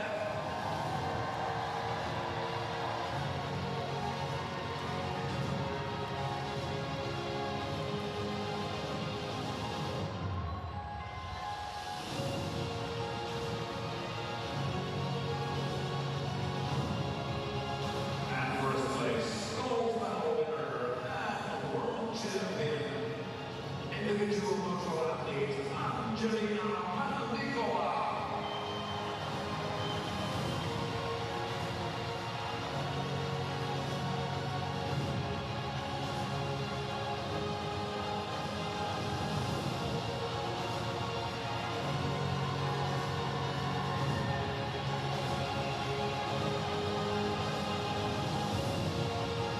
The gold medal, ladies and gentlemen, is presented by Maui Valenzo, FRG Vice President. The silver medal by Keisha Hayes, FRG Women's Technical Committee Member, and by Cecilia Rosito Nigro, Communications Director.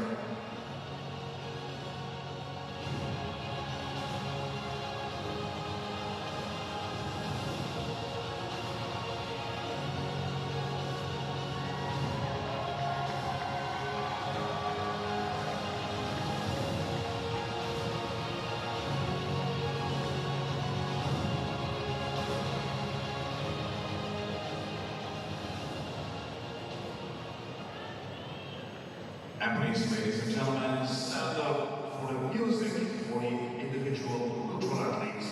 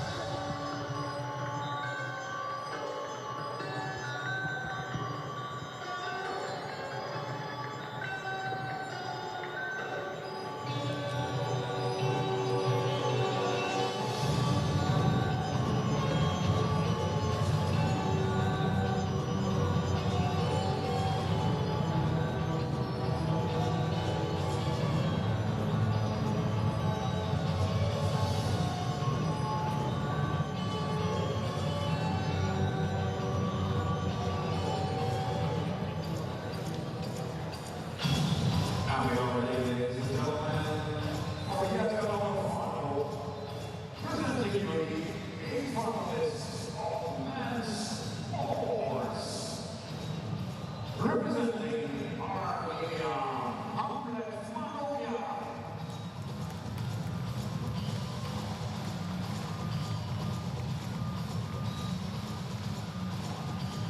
From the United States of America, Patrick Bruce.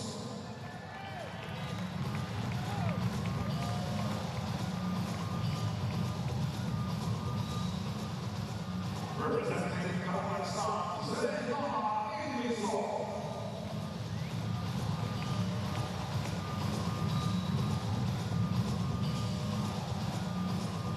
From Great Britain, Alexander Yoshin.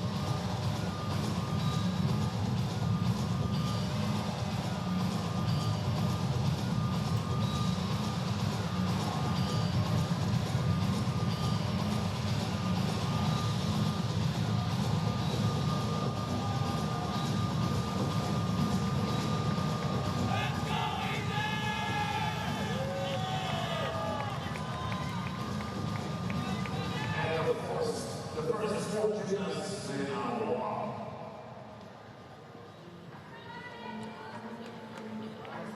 Indonesia Arena siap-siap karena pada saat ini kita akan menyaksikan penampilan terbaik dengan Apparatus pada Oval Course. Dan seperti yang sudah kita saksikan sebelumnya akan ada 2 putaran dalam pertama kita menyaksikan para finalis. Kali ini para men gymnast yang membawa bendera Armenia, USA, Kazakhstan, dan Great Britain.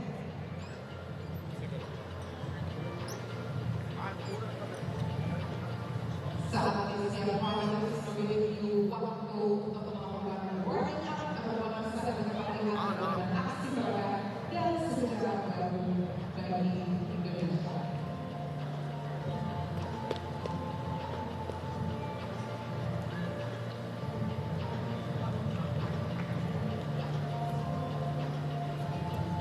Eight gymnasts in this men's fours final, but of course only 3 medals. The first 4 are now athletes from Armenia, United States, Kazakhstan, and Great Britain.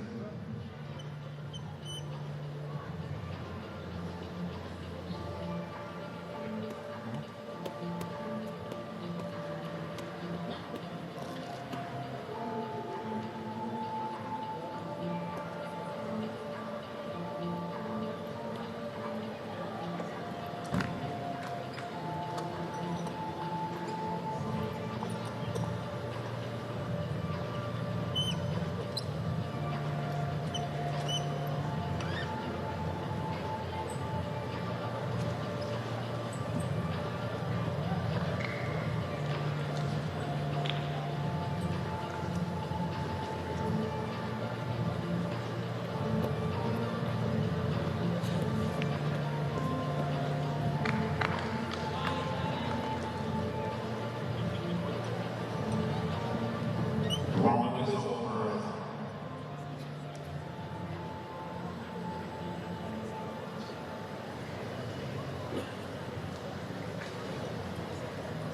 And we'll see the green lines on one of the screens next to the podium. On the edge of the podium.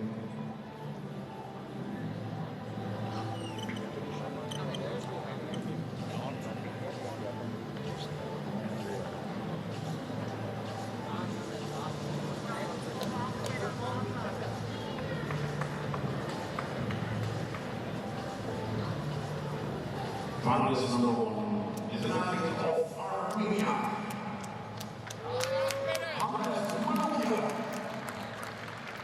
Men's individual event finals continue on the pommel horse from Armenia, Hamlet Manoukian, just 18 years of age.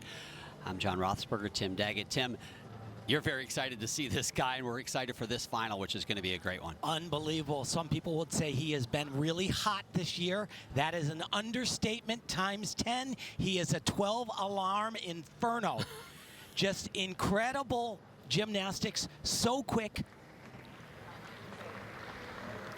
And he has a teammate that is also in the event finals. I'll tell you, Armenia has figured something out on pommel horse. They're both super young, super dynamic. I mean, this swing is absolutely textbook. Oh, no! Wow, what a save, And though! that was a save, but super hard. At the end, the dismount went for the big combo.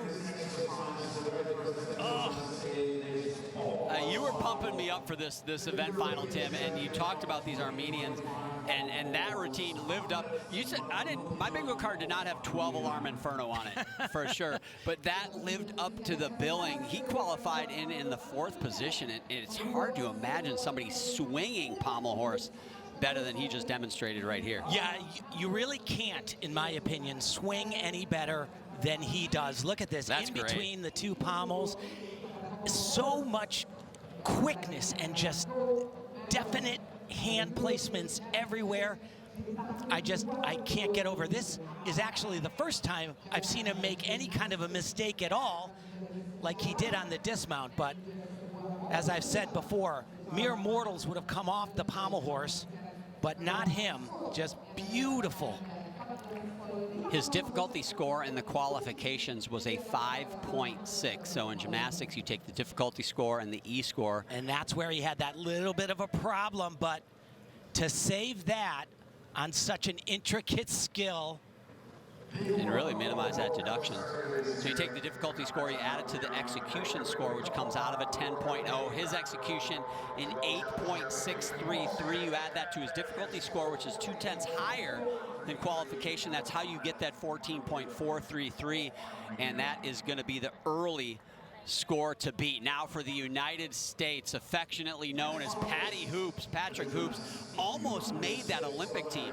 We know Steven Nederosik's a household name in gymnastics now as the pommel horse guy, but it was almost Patrick Hoops that was in Paris. Well, now he gets his chance on the world stage, certainly capable as well. Yeah, he actually beat Steven at the Olympic trials, but when you factored in the 2 different competitions, Steven Nederosik got the call. But this guy is tremendous as well. Lot of really tricky stuff. All on one pommel. Got to stay on this camp out on one pommel, and that was great. Beautiful. Just fast hands, like lightning. You want as little air time as possible on pommel horse. This, I would say, John, best routine I've ever seen him do. Great place to do it in the finals. Oh, my goodness. That handstand was perilously close to going the wrong way. And I'll tell you what, it's early. Only 2 gymnasts have gone. But, man, that looks like a medal-winning routine right now. That was fantastic. What a job. And you know, pommel horse, folks that don't know gymnastics that well, it's kind of like balance beam on the women's side. It can be really fidgety. People can get a little funky, a little bit nervous. And when that happens on horse, you do what's called you tighten up and your swing gets a little smaller. There was none of that going on. This was a highlight right here. These single pommel Russians, just a little bit of a form break. Yeah, really the only visible deduction, and certainly the judges will find other things that are very intricate, but that was really the only visible deduction I saw. And he has the highest start score, maximum value. He is tied with Kurbanov at a 16.0. That's the max score. You're right, he was close to going the wrong way there, but they might get the 10th in rhythm there for that dismount, but I would say. Competed for the Air Force Academy. Shout out to his coach, Josh Lozer, and the Air Force Academy team. Certainly watching right now, probably pretty excited. And there you go. It is your top score, and you can see that difficulty score of a 6.0. That equals the highest difficulty score from qualifications, and that 14.566 puts him in the early lead. And that's big, just a little over a 10th ahead of the Armenian Manoukian.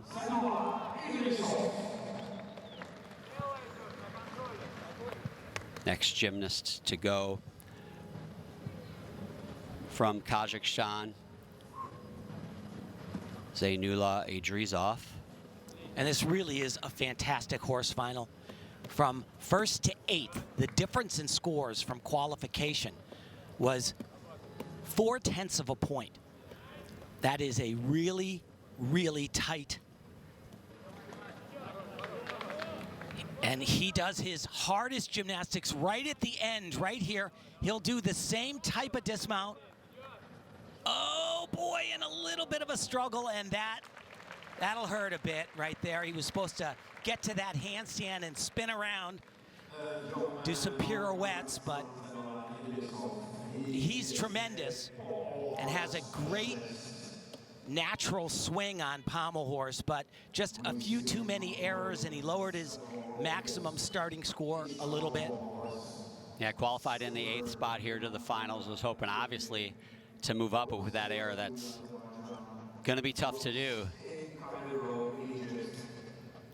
Trying to keep your body as straight, pencil-like as possible. He does an excellent job of that. Sometimes loses a little bit of tension in his legs, as you saw, just a little bit of knee bend. This is his senior world championship debut. Did win a couple of World Cup medals this season, a silver and a bronze, so has had some success internationally. And this is where he kind of ran into a problem. Supposed to get up to that handstand and then do some pirouettes, spin around, and he knows it, yes. Did a bunch of World Cups. His best was a second place in Turkey in 2025. It's really a very interesting strategy. Doing his hardest gymnastics come at the very end.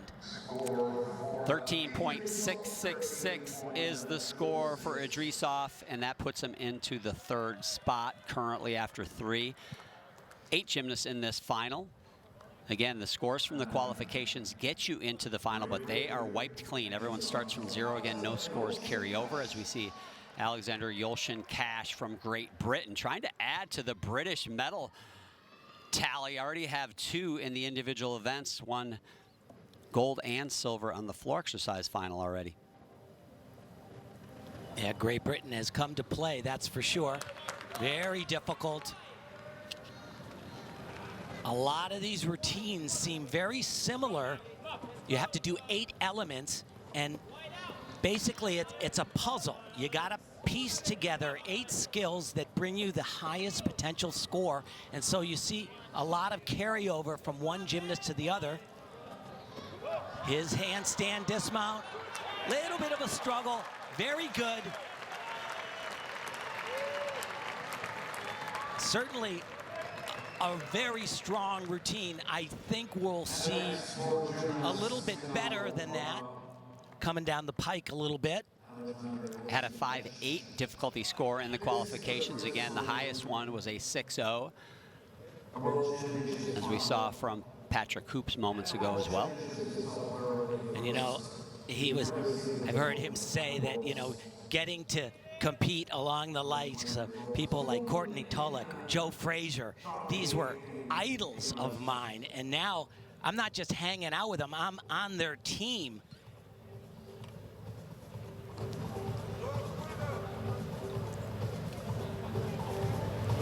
As I said, looking for that good straight body. Great Britain, of course, has a champion. Max Whitlock won so many medals at Worlds and Olympics. You just lose count. Placed out of the medals at his last championships. Paris has retired. But what a career he had. Yeah, the British have really done well on this event. Even as a team, you know, you compare them to the American team, and this is the event. When they beat the United States, they have a big advantage on the pommel horse, and they've won individual medals like the floor exercise. These two events for them, outstanding. The last 3 times the best in the world got together, the 2 world championships and then Paris Olympic Games. The best in the world was a guy named Rhys McClenaghan from Ireland. Won gold medals at all of those. He is recovering from a surgery that was planned. He knew he wouldn't have time to get ready for these world championships, but he'll be back, certainly. I bet he's watching. Taking notes, handicapping the field. He's tremendous. This is the dismount, and you know, they're looking for just like space shuttle speed up to a handstand. His was a little bit labored. 14.366 put Yulshin Cash into the 3rd spot.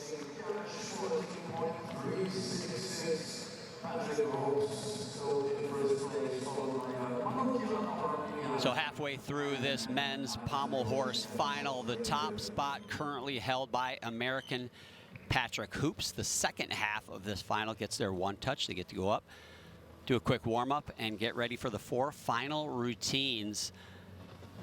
There's your leader, though, in the clubhouse. He had the highest score, and as you see right there, got the silver medal to Rhys McClenaghan.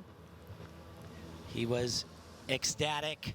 He's from a gymnastics family. He said his dad was a coach, and basically, as soon as he could walk at all, he said, I had no choice. I was going to be a gymnast.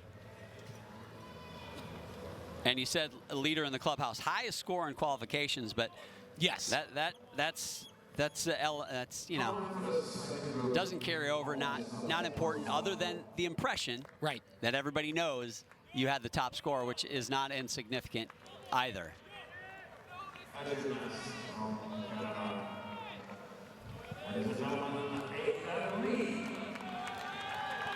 Next up from Canada, Aiden Lee, qualified 5th into these finals. Actually trains at Cal Berkeley as a graduate student there. He was a runner-up in 2025 at the NCAA Championships. And second to Patrick Hoops. That's right. Gotta be clean, but you gotta show it off, and oh, that's too bad. Right there. Very tricky element. Really combining 2 different types of skills. It's just been introduced as okay, legal to do since the last Olympic Games. You could have done it before, but you wouldn't have got any credit for it. Right there, the skill I'm talking about, a Bazugo combined into pommel work. This looks great now, though. Full point for falling, so he's already taken himself out, but you want to finish with pride, and that right there, that's unfortunate. He's supposed to come to the other side of the horse. He'll get a deduction for that as well. You know, one thing that is pretty impressive is American collegiate pommel horse workers. You just mentioned Aiden Lee finished second at the NCAAs to Patrick Hoop. Steven Narosic was obviously a collegiate pommel horseman as well. And Brandon Dang, who competed here for the United States, competes for Illinois. So you get some pretty high-level gymnastics collegiately, specifically on this event. Absolutely, and there are a bunch of new guys that I saw at the U.S. Championships this past summer. I was like, this guy, he's got the goods too down the road. So he goes up to this handstand and he puts his hand a little too far to the end, isn't forward enough, so it's slow already. And he's starting to pirouette. He's supposed to go to the other side of the horse, and he doesn't have enough momentum. His heels are not over his head enough.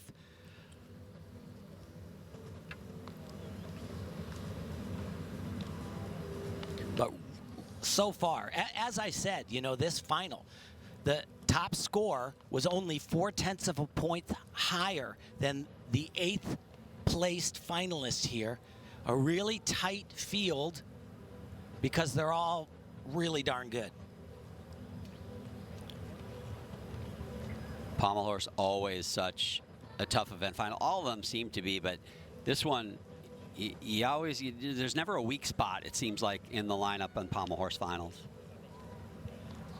12.366 for Aiden Lee. Not going to happen for him at these World Championships, which are his first. For him, hopefully there's some more down the road. Patrick Hoop still maintains that top spot. Next up for China in these men's pommel horse finals, Hong Yanming qualified in the 2nd spot. Right now, Patrick Hoops holds the top spot with just 3 gymnasts yet to go. And he had the most perfect execution of anybody in the competition. Actually had a 9.0 in qualifying, which is stratospheric. And you can see why. Look at the speed and complete and total body extension. So you can hear the hands, the rhythm. Oh. Just finish right up to that handstand. Wow. Really good. We might have a new leader, Tim. I don't think execution score is going to get beat. That is as good as you can do it. You know, if he gets a 9.0, that's a tremendous execution score, which is way too low. It should be higher than a 9.0. Now, the difficulty score part of it came with a 5.6 difficulty score. That's a 4/10 disadvantage to Patrick Hoops, and we'll see if he can make that up on the execution side. Yeah, it's going to be close. But Patrick Hoops, he got a big score, a big number. I was so excited, as you know, John, for these pommel horse finals. All of the athletes are just in their own right. They are just spectacular. Maybe one of the best fields I've ever seen. And I've been doing this a long time. You have been doing this a long time, Tim. But doing it well, my friend. So just to put it in perspective, Patrick Hoops, an 8.566 was his execution score. If Hong gets a 9.0, like he got in the qualifications for his execution score here with the same difficulty score, he will be your new leader. It's going to be very close. He gets that 9.0 again, and that 14.6 barely edges out Patrick Hoops for that top spot, but it felt like the right thing. Yes, it was very, very close, but I don't know where you find 1 point off in that exercise. Well, Tim had mentioned he is the top qualifier. Nariman Kurbanov from Kazakhstan, certainly capable, won the silver medal at the Olympic Games, and now a chance to be the world champion right in front of him here. And once again, he comes to the table with a much higher start score than we just saw. A little bit sluggish right there, though. Kind of lost his balance a bit and the momentum kind of went out of his circle, and and it's not going to it's happen. not going to happen right there. It just, he looked, and I know he's got the longer body and the bigger swing, so it's going to be slower than Hong's swing, for example, but it looks, you said sluggish, and it looked like it just never quite got going. Yeah, he's always got that look to him, but not to that degree. And, you know, that one very intricate element he did, he went from one end of the horse to the other, and then the same skill right back again. He just lost all that momentum, but he's perfectly on right now, and this is the speed that he swings at.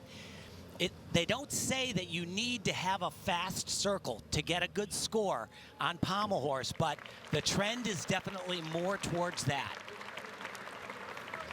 Well, unfortunate for the Olympic silver medalist. That would have been his first world medal. Not going to happen this time. I suspect we will see him back in many more pommel horse finals, however. Very tall for an artistic gymnast. I've been told, I don't know this for sure, but he's 6 feet tall, and that is a very rare occurrence. Well, you 6'1", John, but besides that. Yeah, in my dreams, Tim. You're not going to see him on a ring final. No, you're not. Definitely has the body type for pommel horse, for sure.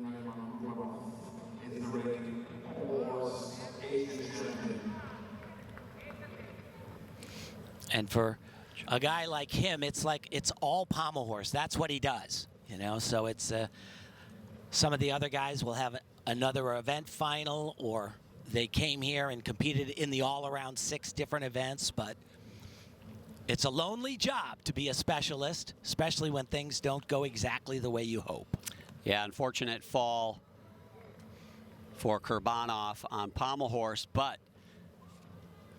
for the Americans, that means they are guaranteed a medal in this pommel horse final, as Patrick Hoop sits in that 2nd spot. So the worst he can do with one gymnast to go is finish with the bronze.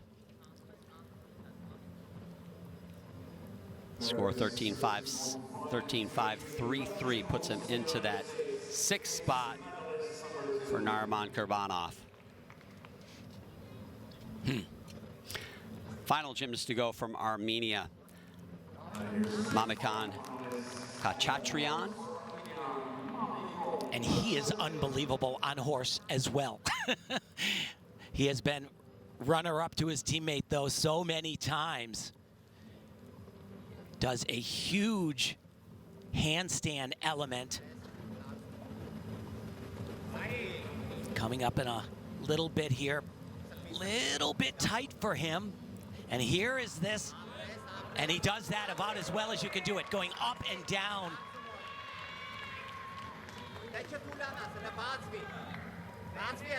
As I was saying, Armenia, 2 of the best horse workers in the world, and they're both 18 and under.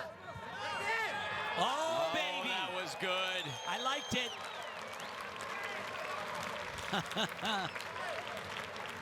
Wow. Had a 5.8 difficulty score in the qualifications. The same, actually 2/10 higher than Hong Yan Ming had, who is our current leader. Yeah, this is going to be tight. I would have to say, though, I don't know if I'm looking at it. I still have Hong in the lead, and I think I still have Patrick Hoops over this guy. I think it's going to be a battle of the Armenians to get on the podium. Hamlet is in 3rd presently. He had a couple little errors in form, but not this guy. And he finished so defiantly, so fast, quick turning pirouettes, great form. Look at the body position. And that's a great impression to finish with, because as we've seen, the dismount, an area where a lot of guys have deductions, and certainly maybe the most common place to get hit, but you finished with the flair that he did. Yeah, if you take a deduction on this dismount right here, you are just wrong. You're just making it up. So he had a 2/10 advantage over Hong Yan Ming in difficulty score, but that execution score was so good. And it's a 2/10 difference in execution score. So a 14-6 is the tie score. However, the tiebreaker goes to Hong Yang-min. Wow. And that was tremendous. There's no question about it. I would have ranked Patrick Hoops a little bit ahead, as I said, but they got the exact same score. And for me, it's one of the worst things about gymnastics. You have the same score. The rules are you do the highest difficulty and you execute the best and you combine them together. That gives the best routine. You shouldn't change the rules when you got a tie. And the tie is broken by the highest execution score first. Yes, absolutely. And that is what Hong Yang-min got. And honestly, if I'm nitpicking, a 9-0 for Hong Yang-min on that execution score and Kachatrian an 8-8, I feel like that separation should have been bigger. At least a tenth or two. They were both fantastic, though. Both fantastic. And Patrick Hoops so close. Hey, in the bronze medal position, though, but you know he'll sit home and he'll remember that leg split he had on that pommel, because without that leg split, Patrick Hoops, you could argue, would be the world pommel horse champion. But Hong Yang-min gets the gold. Kachatrian from Armenia gets the silver, and the American men get their first medal of these world championships. It's Patrick Hoops with bronze.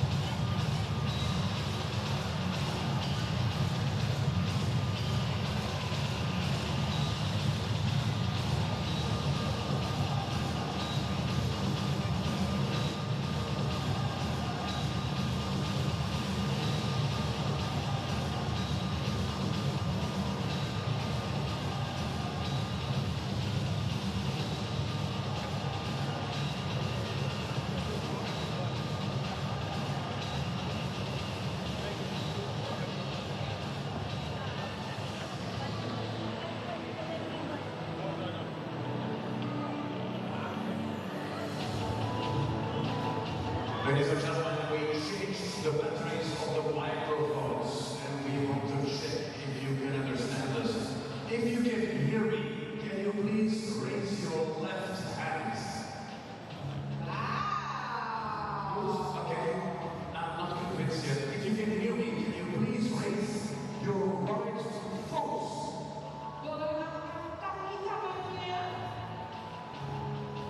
Okay, just to be sure, if you can hear us, can you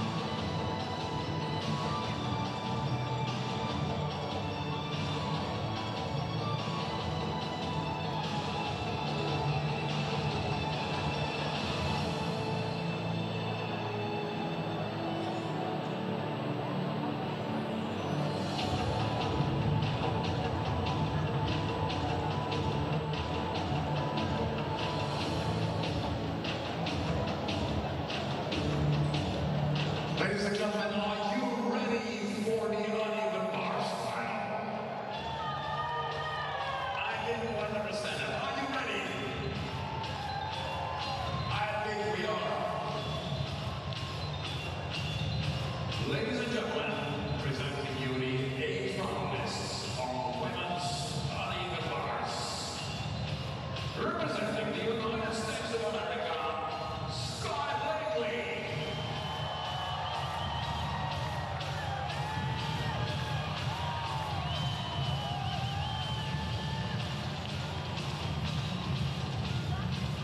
An individual neutral athlete, Angelina.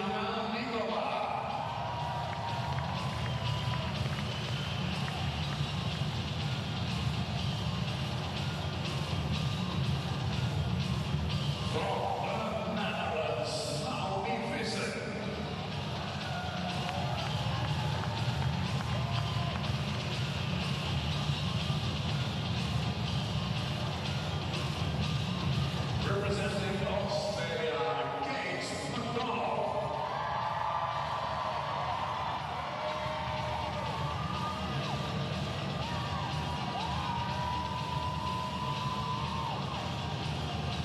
From the People's Republic of China, Yang Fanwei.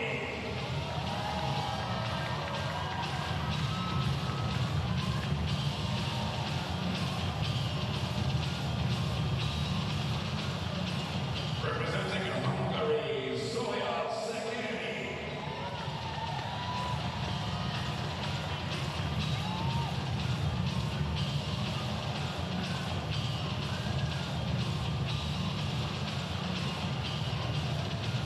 An individual neutral athlete, Lena Vazheva.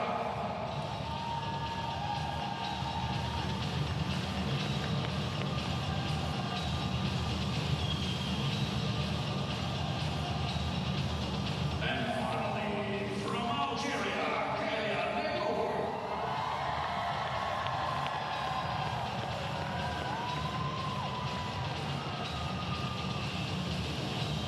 And the first 4 gymnasts, they now warm up.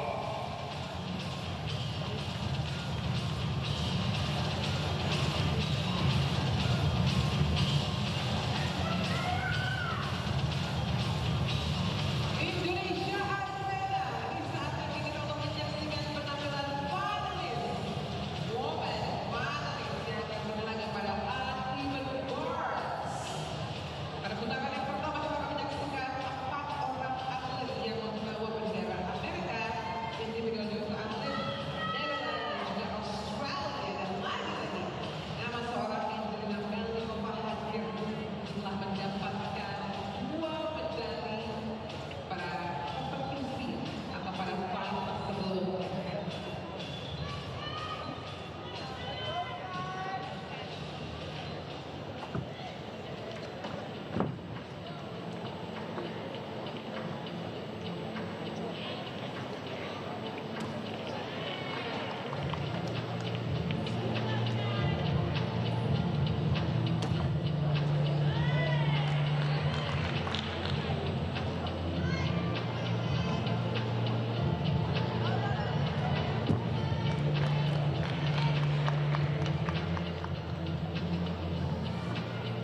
Sky Blakely was done with her warm-up. And now, an individual neutral athlete, Angelina.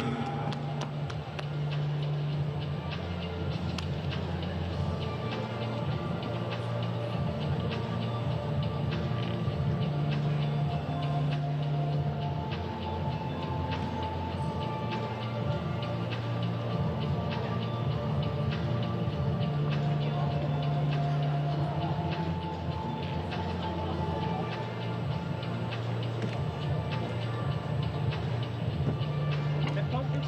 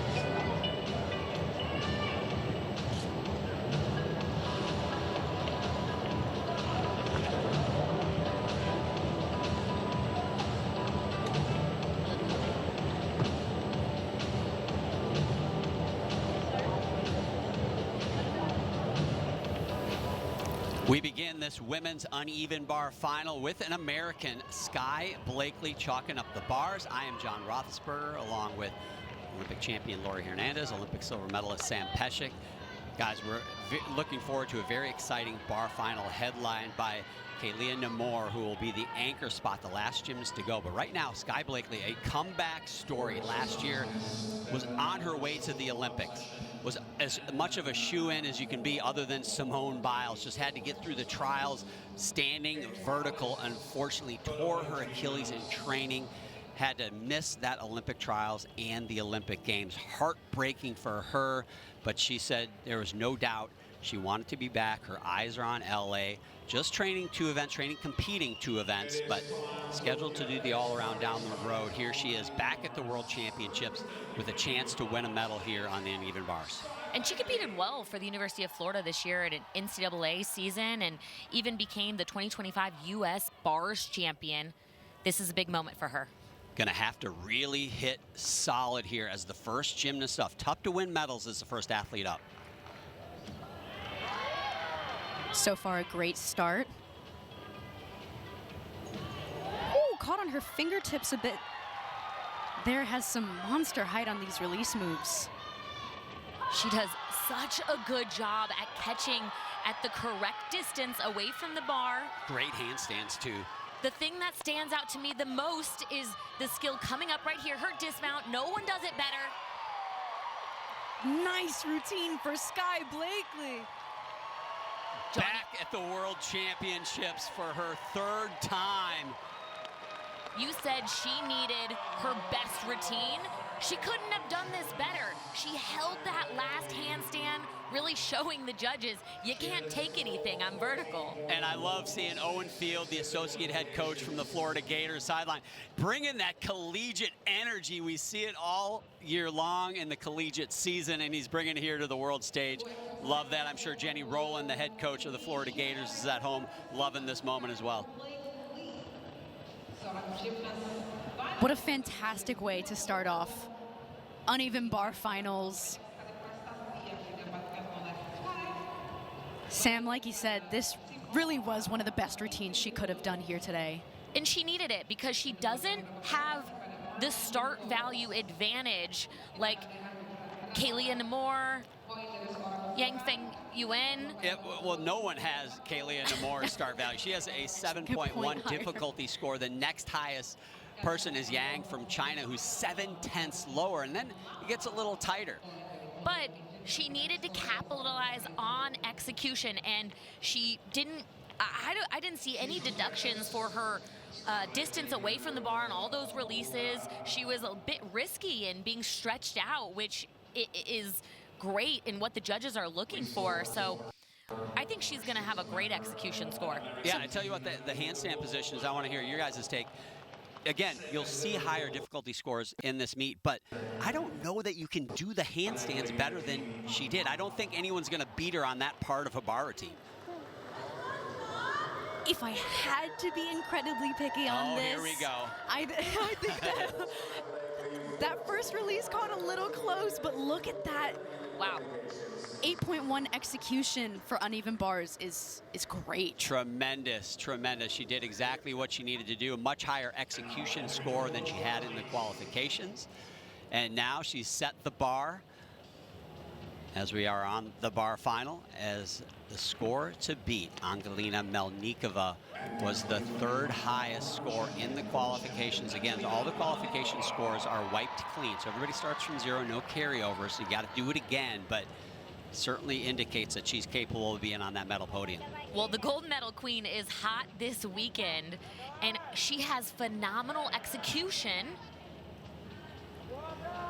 Good rhythm, too, to start this bar routine. Little foot separation there, but other than her feet sort of fluttering here and there, we're looking at phenomenal execution. That straight leg, pointed toe look on every single skill. Oh boy. I mean, To finish with a stick. she won the all-around here at these World Championships, the 2nd all-around title for her the last time. She won it was in 2021. She is from Russia, but she's competing as an individual neutral athlete at these World Championships per FIG protocol. Talk about how phenomenal Sky Blakely's handstands were. If we're comparing these handstands, I actually thought Angelina had a bit of a pike, and we're being incredibly picky because that's what the judges are going to do. And watch this release move a bit close. You can see bent arms there. That's another area for a deduction.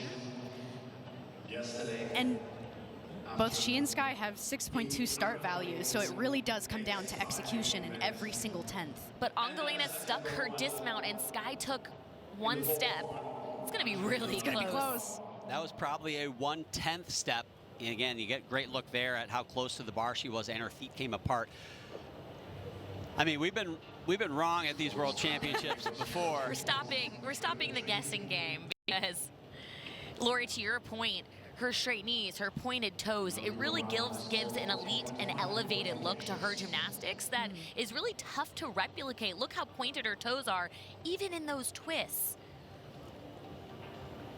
It felt to me like Sky's execution might have been a little bit better. Look at her face. Look at her face. She knows that it wasn't the best she could do. But if Angelina gets a higher execution, it's not going to shock me, and she does. But also the difficulty score right there was a 10th higher than in the qualifications as well. So advantage on both of those, and she does move into the lead. Again, when you are splitting hairs that close, it can go either way, and I can see this 14-5 for Melnikova and Naomi Visser from the Netherlands now. Takes to the bars.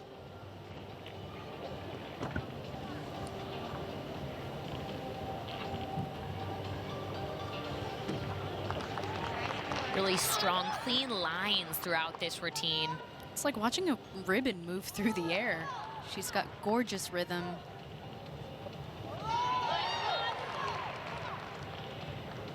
Strong handstand positions. You can see her hips are completely flat. Looks like she missed that connection. That'll affect her start value.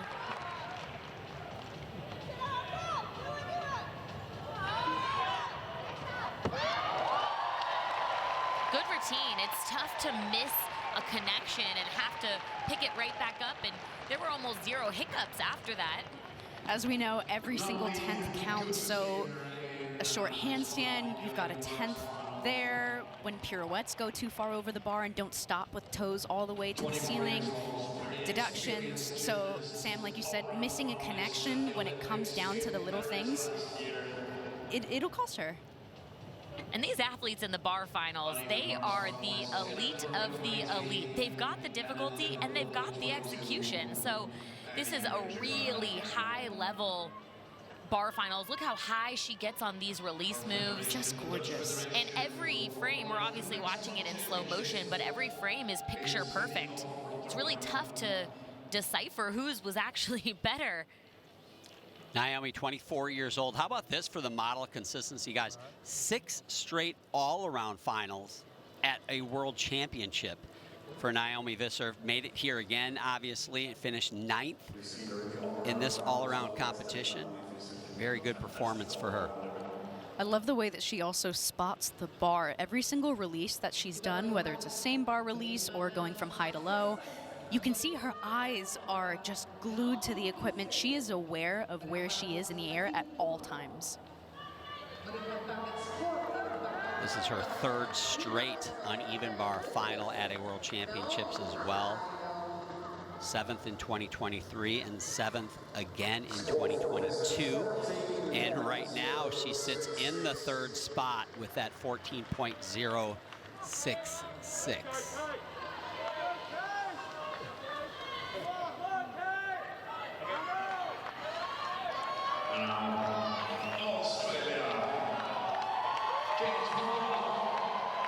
Here we go. Next up on the uneven bars, Kate McDonald from Australia. And you guys are in for a treat with this bar routine. Her release moves are sky high. One skill in particular. Right here. Look how high she gets on this. It's called a Tkachev. Whoa. Ooh. It looked like she was supposed to connect those two skills, but was a little over on the handstand. Could cost her some difficulty score. Her pop off the bar is so unique. Yeah, she's got an aggressive bar style. Dynamic, and it's fun to watch. I think she had a few things that are going to cost her in that routine, but really, you said it, Sam, fun to watch. Yeah, her ability for height also means she has a lot of power, which can sometimes cause issues on an event like bars where patience is often needed for rhythm and timing, but it makes for such an exhilarating watch and for some incredible technique on skills like that Tkachev. Lori, we've talked about it before, but watch how she makes the bar bend. You can see the bar move, and if you use the bar in the correct way, it actually gives you some power, a little bit of spring. Look at that. Holy moly! That's awesome. She could do 2 in a row. You could count how long she's in the air for. I mean, I don't think anyone is doing their Tkachev release move like this. Wow, this sparks joy. Another look because it's so my incredible. goodness. And the toes, the legs, every snapshot, it's perfect. Those people in the upper deck got a front row seat to that one. What a feat, and it can be so exhilarating, but also nerve-wracking to go so high up because you do risk having too much distance away from the bar. However, a release move like that, that's the goal for everyone. Living on the edge, Lori, living on the edge. And if you miss the bar from that high, it just hurts that much more. I think the craziest part of doing it that high is being able to control your momentum enough to do another skill directly out of it. That's really impressive to me. Yeah, with that kind of height, your momentum's going backwards, but you're sitting up and flipping and rotating forwards. So Kate McDonald, 14.166, moves her ahead of Visser from the Netherlands into that third spot behind Sky Blakely halfway through this uneven bar final. So 8 athletes in each event final.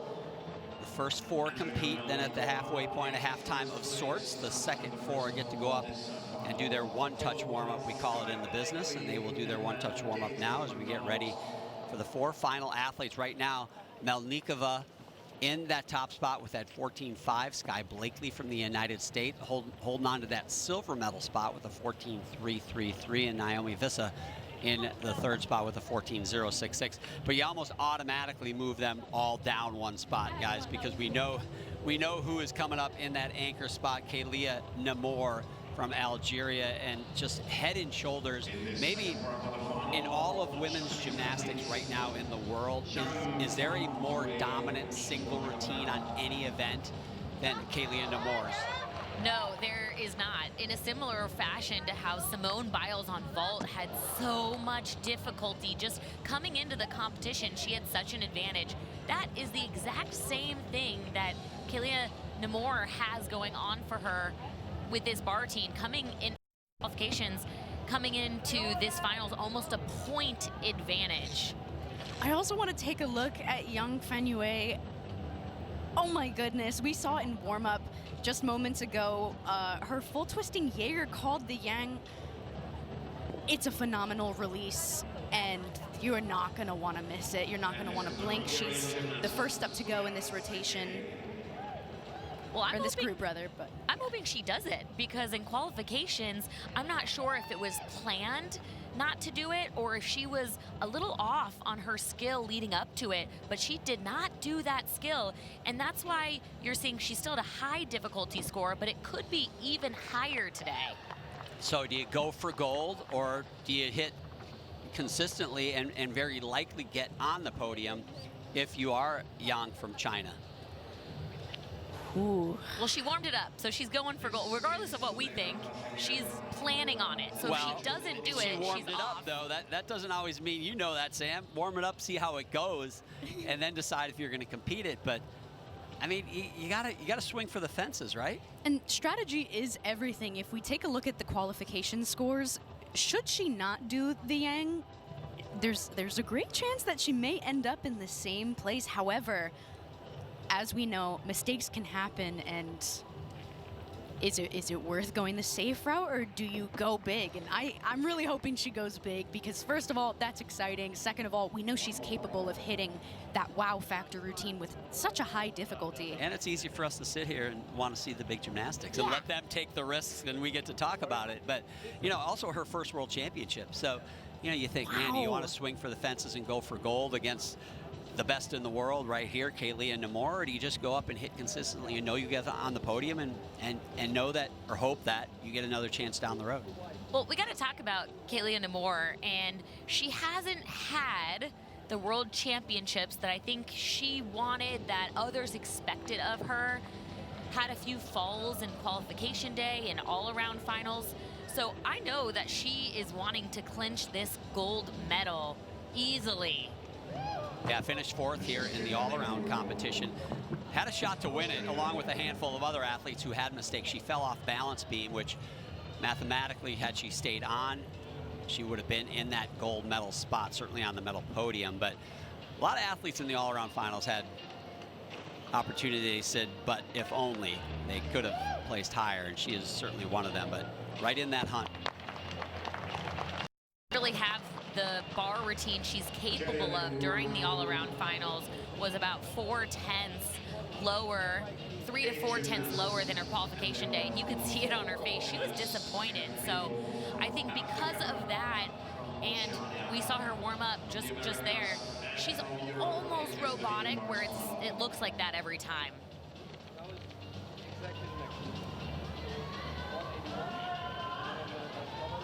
Yeah, if she had done that same bar routine she did in qualifications in the all-around, she would have been on that medal podium as well. So we'll see. It's going to be a good one. And right out of the gate here in the second half, we are going to see Yang Fan Yue from China, 20 years old. As I said, making her senior championship, world championship debut. Won a couple of World Cup gold medals this year, as well as the World University Games champion on the uneven bar. So she's got some gold medals on this event, but does not have this one. Does not have a world title. Y'all, I am really excited for this Lori's routine. amped up. She's getting out of her seat over there. She's seeing these warm-ups, and you're that excited for warm-ups. You might want to give her some space, Sam. Oh my gosh, but it's just the extension of her arms and her legs. There's a quality of gymnastics, especially in those big release moves that she does. It's just fantastic, and there's no question about where to take deductions unless you see her actually break that form, because she gets so close to perfection. Yeah, I second everything you're saying. This is top 5 of routines I'm looking forward to during these event finals. And one of the great parts about women's bars over the last decade or so is the connecting of the skills, and the best in the world. Just, it's a fluid routine from start to finish. Here we go. But she's got to do full difficulty. Oh, no. Oh, Still she goes did it. for it. So form break, which is going to be an execution deduction, but stays with it. So impressive here. Lori, to your point, look how extended her knees and toes are. Full vertical, open hips on those handstands.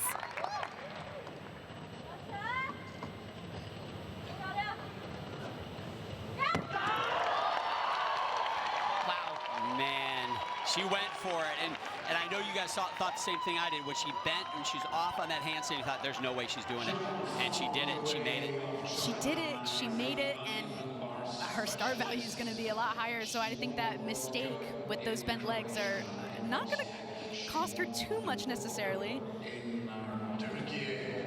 Wow, that skill is so difficult, and to do it out of an already difficult pirouette skill when you're crooked, she's gonna get a deduction because she bent her knees, but I actually think she should get extra points. She should get bonus points for that. For the fearlessness.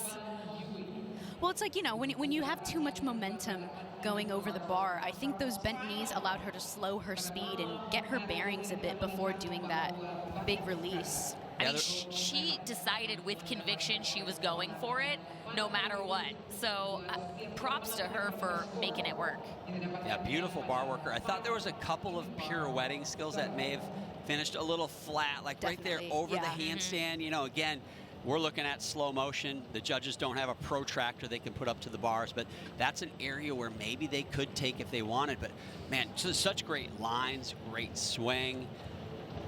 I have a feeling we're going to see a few Yang Fan Yue, Kaylia Namor head-to-heads over the next 3 years, and maybe again in LA.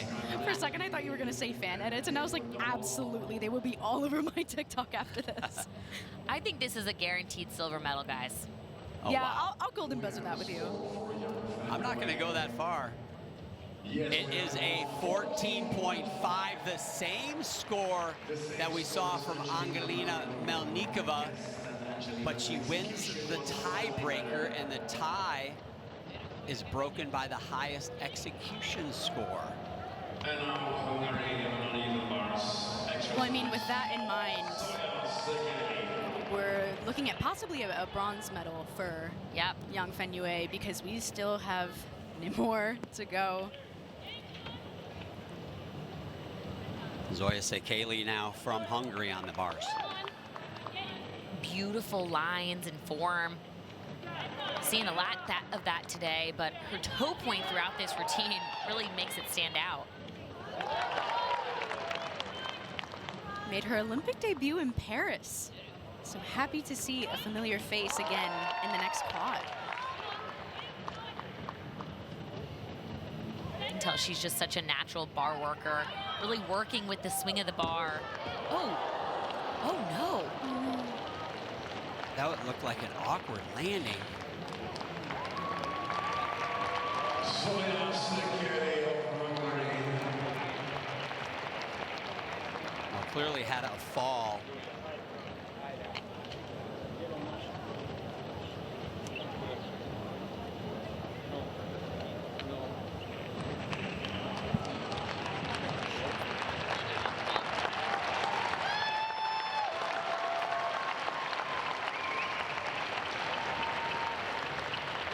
Zoya, we hope it's not too bad.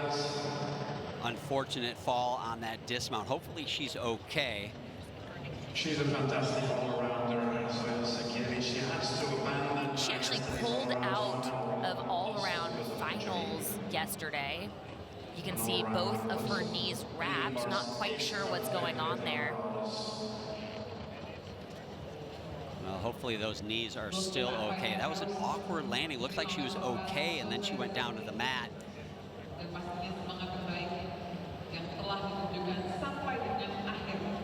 Whether or not she wins a medal, which she will not obviously for this routine, is not important. Hopefully she is okay. You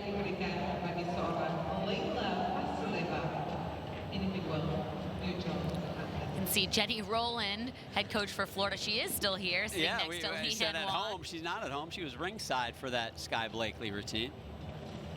How special to have a couple of her athletes. Dulcie Kaler is headed to Florida as well.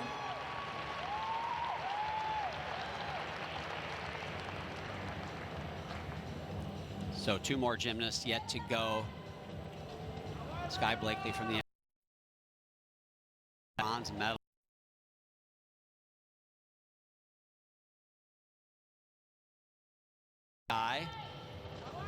Next gymnast up. Leila Vasileva from Russia, competing here as a neutral athlete as well, like Angelina Melnikova, as per FIG protocol. This is really interesting to me because she actually beat her teammate Ludmila Roshina out of this, who has more difficulty in her bar routine. She went really far over on that pirouette. So that's definitely going to mess with the rhythm of the routine and cause some deductions. But her execution is really beautiful otherwise. Yeah, also has a really aggressive swing here for all of her release moves. She's really throwing the bar hard. Landed straight legs there. Little scary at the end, but nicely executed throughout that routine. It was quick. Her rhythm remained the same from start to finish. It's exactly what you want to do in these type of World Championship event final situations. She's only 17 years old, so more to come from this athlete as well. It's going to take better than a 14.333 to get on the podium currently, with one gymnast yet to go. That is what Sky Blakely scores. She sits in that bronze medal spot. That means Layla is going to need a higher score than she got in the qualification. A 14.5, better than a 14.5, would guarantee her a medal. I mean, this was really good. I do worry about those pirouettes, though, that if the judges want to find places to really pull those deductions. She had 2 pirouettes that went kind of way over the bar instead of stopping right in a handstand. And they have to be close. they have to be that detailed in this final, because all of these athletes are relatively close together. I think Kaylia Namor, Yang Fenyue, they both have 2 start values that are just kind of so much higher than their competitors. So when we're looking at that shuffling of 2nd and 3rd place, it comes down to the 10ths. Yeah, and Yang Fenyue did put the higher start value up, a 6.7 today, 0.3 higher than qualifications. And it's a 14.066 for Vasileva. Puts her into the 5th spot. So the top 3 stay the same, but if you're a betting person, you got to bet they're not going to stay that way for long, because the boss of the bars, Kaylia Namor, in the anchor spot, a dominant 15.533 in qualifications. That score would win this event by more than a point. Sit back and enjoy this one. has a skill right at the beginning that's named after her. Coming up right here, it's huge. Wow. Just really floats in these release moves into the next combination. Everything connected. No one does this better than Kaylia Namor. She's your world champ. Yep, Yeah. she won. The ease in which she catches the bar. Beautiful. Easy gold. I mean, the Easy start gold. value, the execution, just gorgeous, practically flawless. Hit all of those connections. You know, not only did she have the highest start value in qualification, she's going to have the highest start value again today, but more impressively, she had the highest execution score in qualification day as well. She's the first athlete from an African nation to win a world medal when she won a silver medal at the 2023 World Championships. Well, she's now going to be the first one to win a gold medal as well, because this is just academic.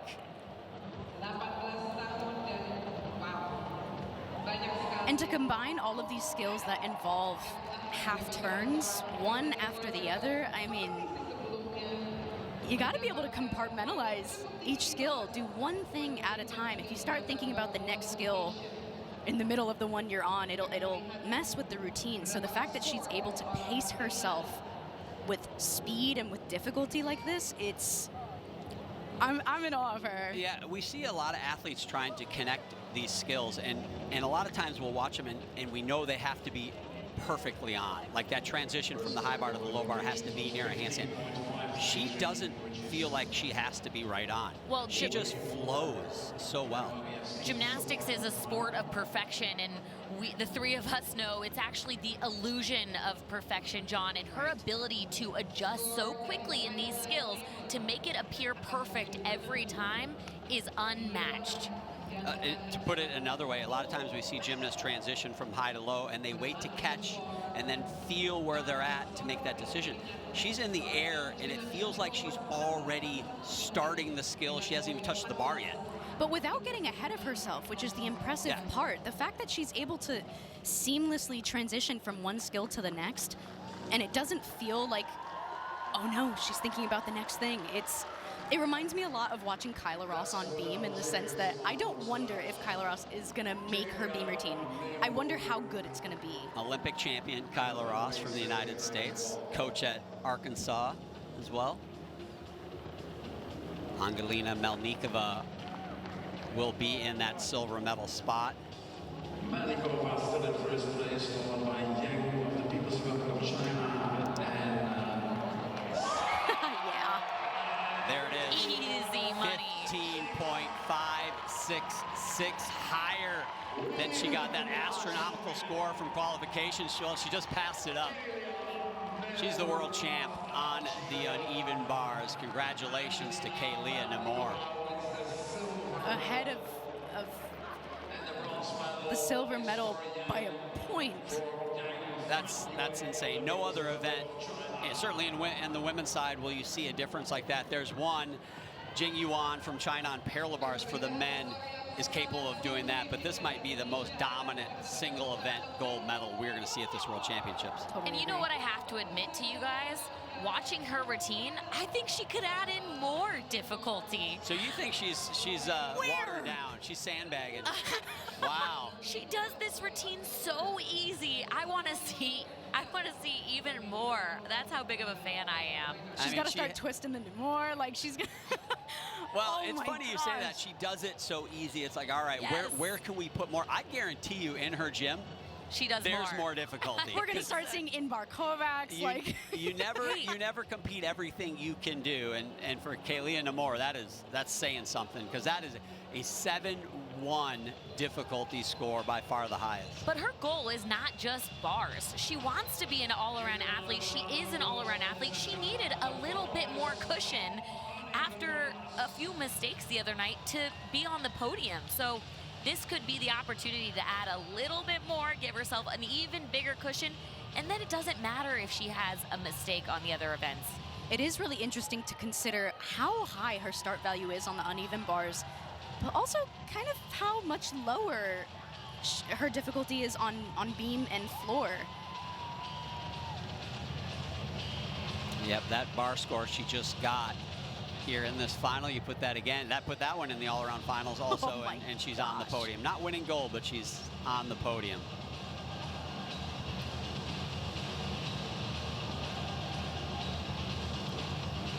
What a fun bars final to have watched. Yeah, emotional finish for the fans in the stands there. Kaylia Namor, 15.566.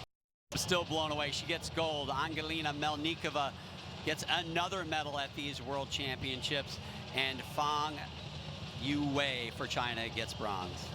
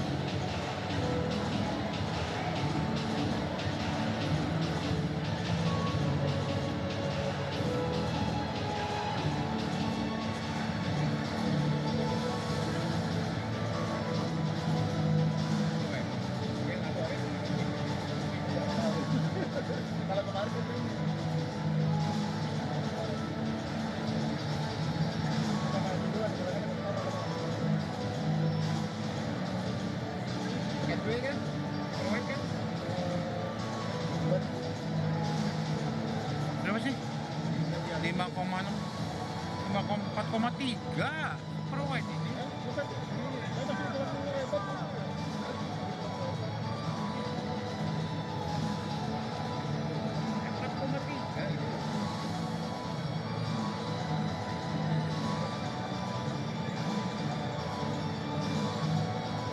Tuh iya 4,3.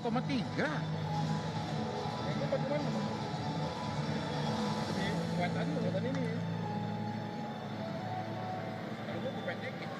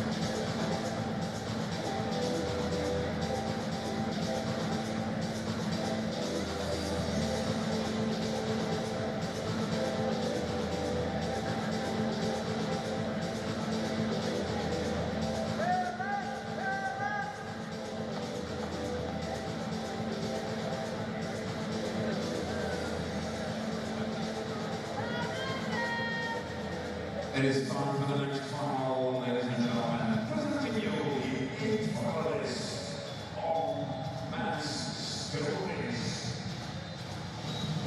Representing the People's Republic of China, NBC.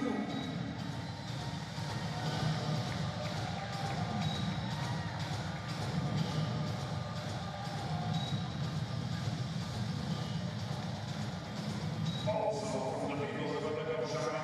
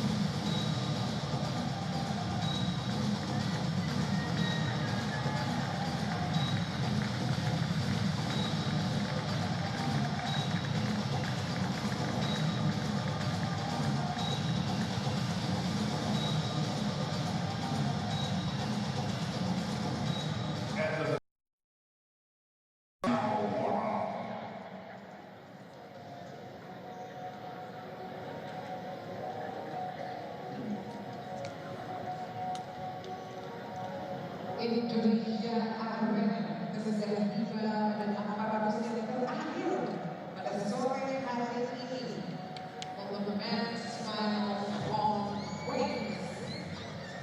Pada putaran pertama kita akan melihat dua atlet, dua gymnas dari People's Republic of China dan kita akan melihat bagaimana performance terbaik dari gymnas Turki dan juga Brazil.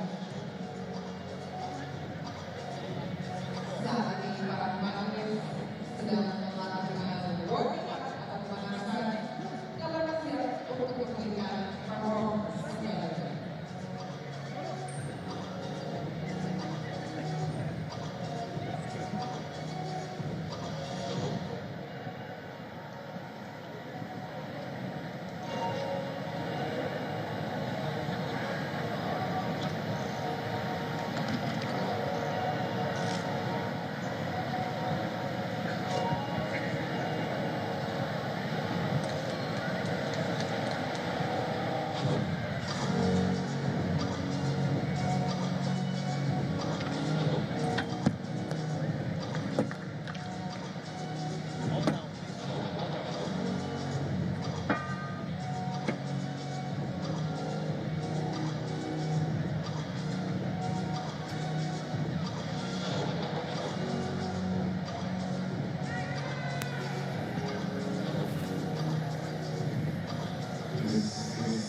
Last gymnast to warm up in his group.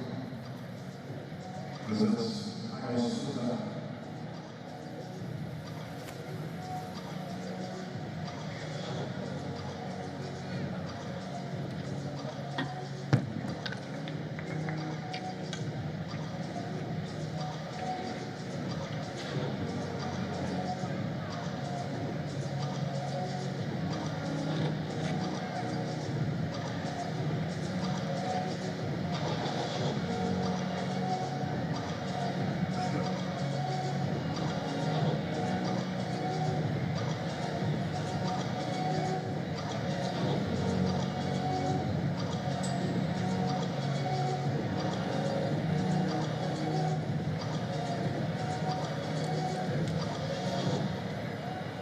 So this is the last of five apparatus finals here today.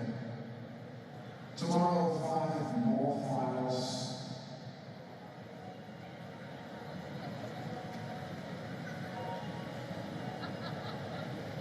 Men's post, women's balance beam, men's parallel arms, women's post exercise, and men's horizontal arm.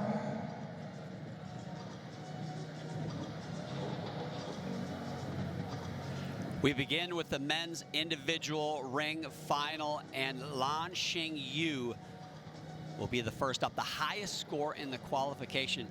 The test to see who the strongest gymnast in the world is the ring final. Certainly going to be a good one. China, Tim, a country that has really been dominant on this event. No, absolutely. John, the eight people that are competing in this final could very well be the 8th strongest men that are under 5'5" in the world today, because there is some serious muscle going on, especially this guy. And I'll tell you what, he's got a lot of titles. He's a world champion, but he would have so many more if he didn't compete for China and didn't have to go up a guy named Liu Yang, who was the Olympic champion. So many great ringmen. And I knew I was in trouble. I made a ring final at a World Championships, Tim. I knew I was in trouble because I was 5'8". I wasn't under 5'5". It didn't go well for me. So this is really, in a lot of ways, impossible strong. The things that we're going to see, and especially from this guy right here, how he's going to just elevate his body and just keep going. Insane. Absolutely. And then this one also equally insane. It's just like, I don't think I could have done that with a coach spotting me. The coach would have been, can you give me a little more? I mean, I can't get you to that final position. If I was in a swimming pool with rings, I don't think I could do that. Always tough to be the first gymnast to go up in an event final, but he put up the highest score in qualifications.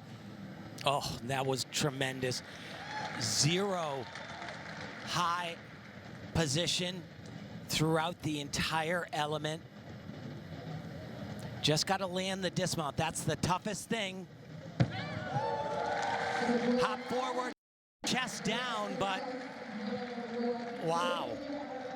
Until the dismount, I don't know where they're getting deductions. They'll find some, but I don't know where. They will. He had one handstand. The first handstand he did had a little bit of a wobble to it. You can take a 10th, but I'm with you, Tim. You know, he scored an 8.866 for an E score. That's out of a 10.0. All the deductions start at 10. Deductions taken out of that. So they found quite a bit in qualifications, which is a part of gymnastics I have issue with. I do as well, John. I'll tell you, though, the level of strength to just lift your body up, just holding it, but is so hard, and that is picture perfect. You cannot do it better than that. It's very rare that shot you had of the Maltese head on. Most people, you're going to see a piece of the foot, yes, you know, arching up, or you know, that body position where it shows part of your lower body. You literally saw the top of his shoulders and his head.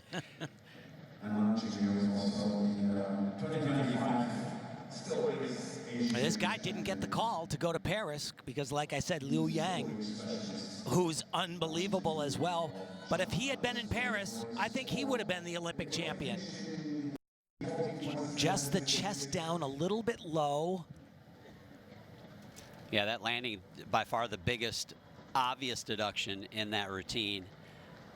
And there you go. Execution score was an 8.6. We'll discuss that. We need a podcast to discuss that ridiculous low score. But a 14.5 puts him in the #1 spot. That's, yeah, but almost 3/10 less than he got in qualification. Exactly, and that is a bad sign. Yeah. If you're Long Chin-Yu. Now his teammate Zhang Bohong gets his chance. He won a bronze medal already here at these World Championships in the all-around.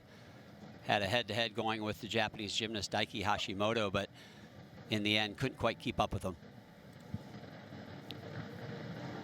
One of the strongest all-around gymnasts. He is a legit, as you mentioned, you know, he's world champion in the all-around, and you usually don't see guys that are able to do the strength parts that are necessary to truly excel with the world's best on still rings. You don't see them coming from the all-around pool too often. And certainly not all-around medalists. Yes. Even more rare.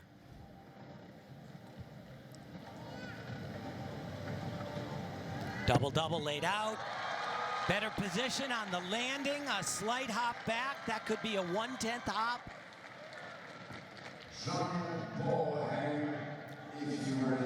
Has a 4/10 disadvantage to his teammate Xing Yu in D score, 5.9 to 5.5. I mean, this was great, but he should not move ahead of his teammate, I would say. I would agree with you.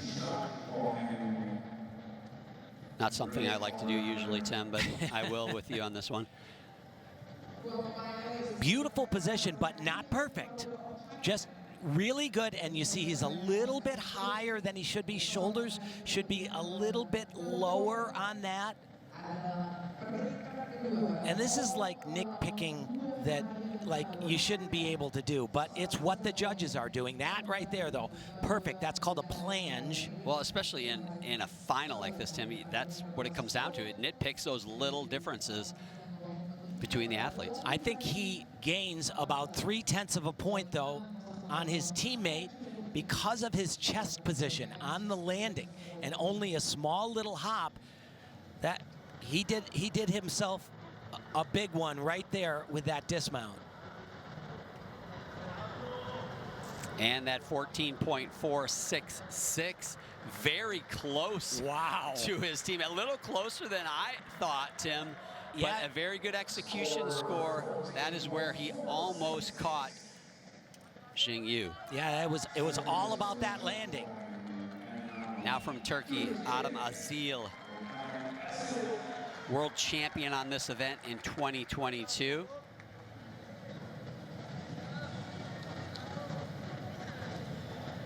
He was less than a tenth and a half behind Zhang Boheng for the podium spot of third in the qualifications. Two-time Olympian, was in Paris as well. Last summer finished fifth in the ring finals there. That's pretty good. Yeah, he's not done either. Oh, my goodness. That's pretty darn great positioning right there as well. And he's another guy that can do the all-around. He won the European Championships this year. You're not supposed to be able to do pommel horse when you got muscles like this. Beautiful. Definitive, absolutely no question about it. His shoulders never raised out of the cross position. And look at how steady. Nothing is moving.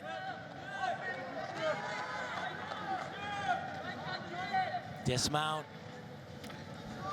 Double, double. Oh. Yeah. It was excellent. Great on the rings, but we saw a similar landing that we saw from Xing Yu, which clearly cost him, Tim. It's hard to imagine him losing less than 4 on that landing. Low shoulders and a hop. It could be more. Yeah, that is what it's going to come down to, and that is a judgment call. Frankly, that I was on the verge of thinking it wasn't 3 for a body position forward, but maybe we'll get another look. It's going to be interesting, and could see easily being a split, those judges. Some of them taking 3, some of them taking 1, which often happens. Yeah. But wow, just the level of strength. Check this out. And he is board straight, not just at the finish, but all the way through it. There's never a variation. You could iron your shirt on that right there, Tim. And with some of those really nice expensive shirts you have too. Good handstand position. So let's see this dismount here. Double, double laid out, super hard. Might have been a little better than Xing Yue's. Yeah, I think it was a little better than Xing Yue, and definitely a smaller hop. It could have been a 1/10 hop, but doubtful. This is going to be very close, though. And it's enough. Oh, 14.566. Moves ahead of Xing Yu from China. Adam Asil from Turkey now in the top spot after 3. I'll tell you what, great final. And you don't often see a lot of mistakes on rings. It's just not the nature of the event, but that's only 3 athletes in, and we've seen some tremendous crazy, crazy. Caio Souza from Brazil next to go. Had a very good all-around final, finished 8th in that. Comes in here with the 8th highest score in qualifications.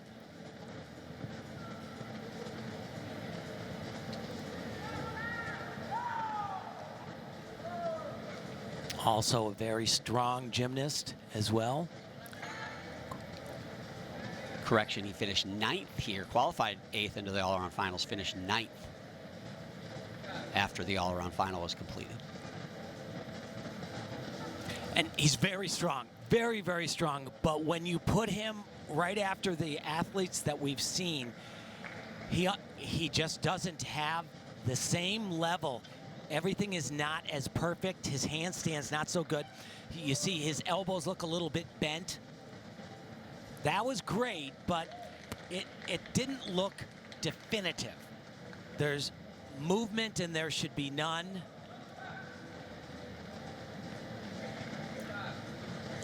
Great gymnast, triple back somersault.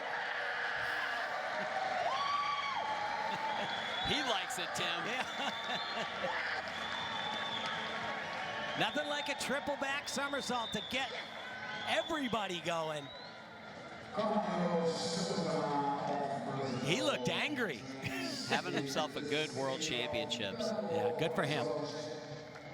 Do not expect that one to get on the medal podium, but top 10 finish in the all-around ring final. 32 years old. Can you imagine having to do an in-locating skill like that on still rings at 32 years old. If I had done that at that age, every single ligament in my shoulder would have torn. I can't hang on the rings anymore, Tim. This is his 8th World Championships, by the way, and his first since 2022. So had a few year break. I guess we technically missed 1 World Championships. Yeah, Brazil did not qualify a team to Paris, and so they did have competitors, but not a full slate. He was not part of that.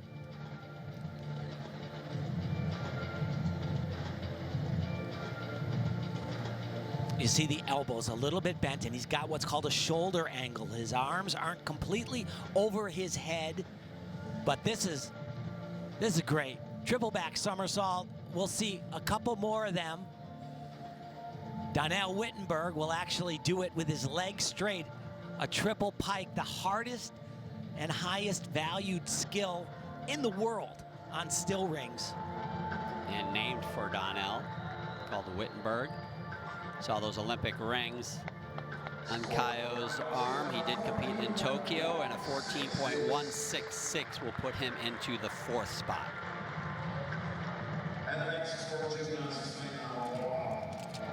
So halfway through this ring final, 4 athletes yet to go. The second 4 will get their chance to touch the rings here before they compete. Got some good ones coming up. Obviously, American Donnell Wittenberg, but also the Greek gymnast Eleftherios Petronius will get his chance to go. Thoughts going into the second half, Tim? Well, Harry Hepworth, he gets a shot here. His countrymen went 1-2, gold and silver on floor exercise, and they are so great. Harry should have been in floor finals as well. That's how good they are. But this guy, oh my gosh. Petronius, 3-time Olympic medalist on rings, including a gold. Absolutely astounding. I remember one time he was injured, wasn't gonna go to a World Championships. It said not going. Finally, he decides, like at the last minute, comes in late, goes up, wins the event, wins Worlds. He had a major shoulder problem. 2 days later, he's in the hospital having it repaired. It just incredible. 3-time world champion is Petronius. And the first gymnast to win 3 medals on the rings at the Olympic Games. This guy right here, he does a triple back somersault as well. And I would have to say it's the best one I've ever seen anyone do in the world. Well, and there it is. Glenn Calais from Belgium. Tremendous knees perfectly together. We saw Caio Sosa do that dismount with his, you saw his knees come apart a little bit. That is an area where the judges should deduct. You put those knees together and it takes it to another level. Yes, I did a triple back, and believe me, my knees were not together, John. I remember that back in 1983 at the World Championships, if I do recollect. Yes, and 84 correctly. at the Olympics, I did it. I think I was the only one doing it at the Olympic Games. There were a whole bunch of people that were capable, but made the decision that the stick was more important. They were a little smarter than I was. Did you stick? I did not. I took a small little hop. 1/10 or 3? Yeah, back in that day, we call it the cowboy when you pull your knees apart in the air. That wasn't a thing. People, you just did it. It wasn't a deduction, and over the years, they raised the standards on us, Tim, thankfully, after we were retired. To be perfectly honest, there are times when I thought it was more exciting because you could actually see somebody get this huge, and let's see if he does do it. Triple pike, that's the Wittenberg right there, baby. Man, he makes it look easy too, doesn't he? And remember, of course, the second day at the U.S. Nationals, nearly a catastrophic issue. He got caught up in the straps, and he came down okay, but it could have been so bad. And I guarantee you, the next time he had to do one, he threw those rings way out to the side. I've been in that situation, and you know, we were earlier looking at the rings, and you mentioned the leather straps on the rings, and those oftentimes are usually a lot heavier. And I remember competing one time, and I didn't throw the ring, and I got caught up in it because it's a little bit heavier. You got to flip those rings away from your body as you're dismounting. So 3-time Olympic medalist, world champion, Eleftherios Petrounias from Greece will be the next gymnast to go. Score to beat Adam Asil from Turkey, a 14.566. Certainly capable of doing that. And for him, it's all going to come down to his dismount. The dismount, since the last Olympic Games, they've given it a big bump. You can really increase your start value. And he is doing that difficult dismount, not a triple, but a double twisting, double laid out somersault. And I don't think that that is naturally in his wheelhouse. And he looked a little funky on it. I heard him say he wasn't too happy. But he is so strong as well. Look at him open his hands. You're not allowed to have your wrists touching the rings.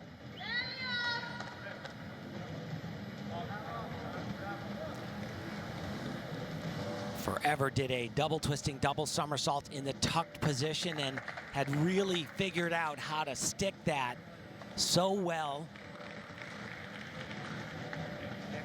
In qualification, it looked like he got, his head came out a little bit, which is, don't want that to happen. Here you go, right here, double, double.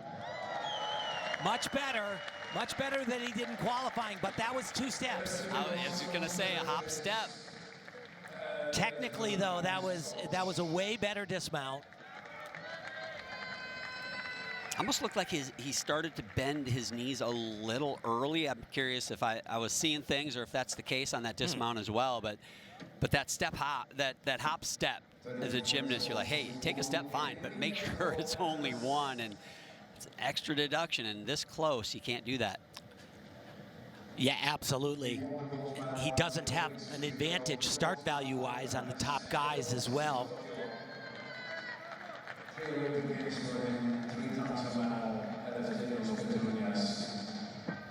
Very nice position. He was the first guy that I really thought changed the game. He didn't have any shake at all in his positions. He would arrive at a position and he wouldn't even be shaking. Like, it was so easy.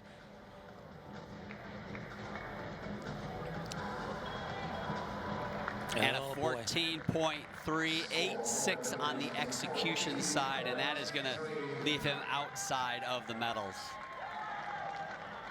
Yeah, you cannot take 2 steps in a ring final when you got guys like this. Harry Hepworth now from Great Britain. As you mentioned, a couple of medals on the floor final for the British, gold and silver.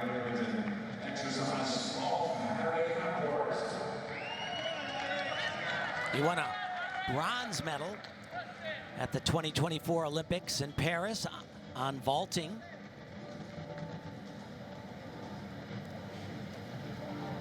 Finished 7th here on this event. Oh, that's great. That is really hard to do that perfectly. Got to hold every strength part for a full 2 seconds. So far, this has been great.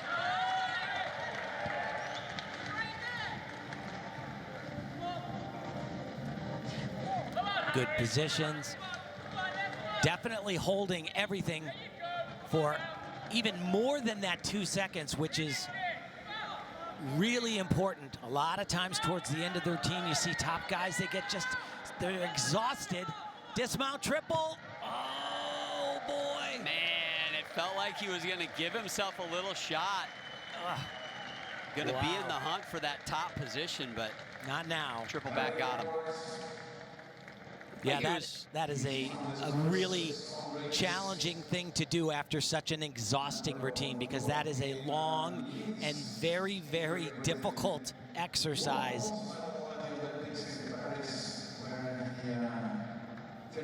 Like I said, I did a triple back at the end of my ring routine, and I did about 1/10 of the gymnastics he did. That is another part of the sport that has gotten much more difficult. The length and the difficulty within the routine is astounding. This is great, though. Look at the body position right there. That's pretty perfect as well.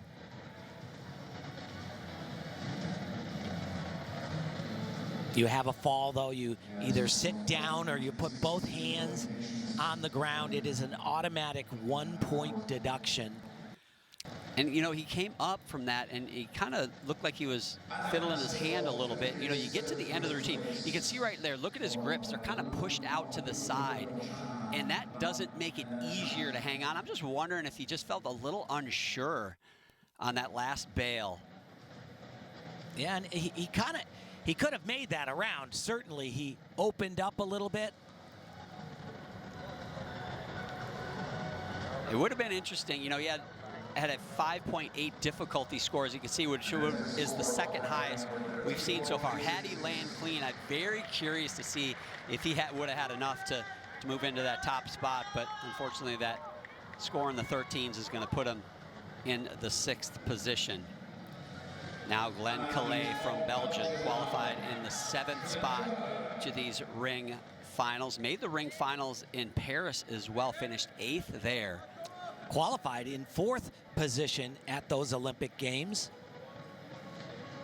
And once again, he does the triple somersault. And you're seeing this because it was so encouraged with the new rules since Paris. They get a lot of bonus for it. They will be modifying the rule a little bit. This is great right here. Back up to a Maltese.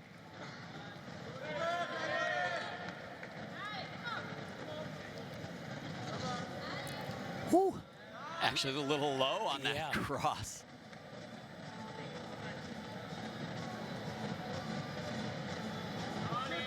Nice positions. Very good, but not quite at the level of the super strongmen. His highlight is the dismount. He's capable of doing that triple back somersault really well. The best I've ever seen anyone do this. Oh, baby, that was great, but a lot of jumping around. I was going to say he's got to stick it to give himself a chance, and obviously that didn't happen. He's really the first guy I've seen do a triple off rings and keep his knees together pretty much completely. Well, you know who the other guy is. Yes, he does. Donnell Wittenberg, and he does it in a pike position. Yeah. Like you said, John, a little bit low on that cross.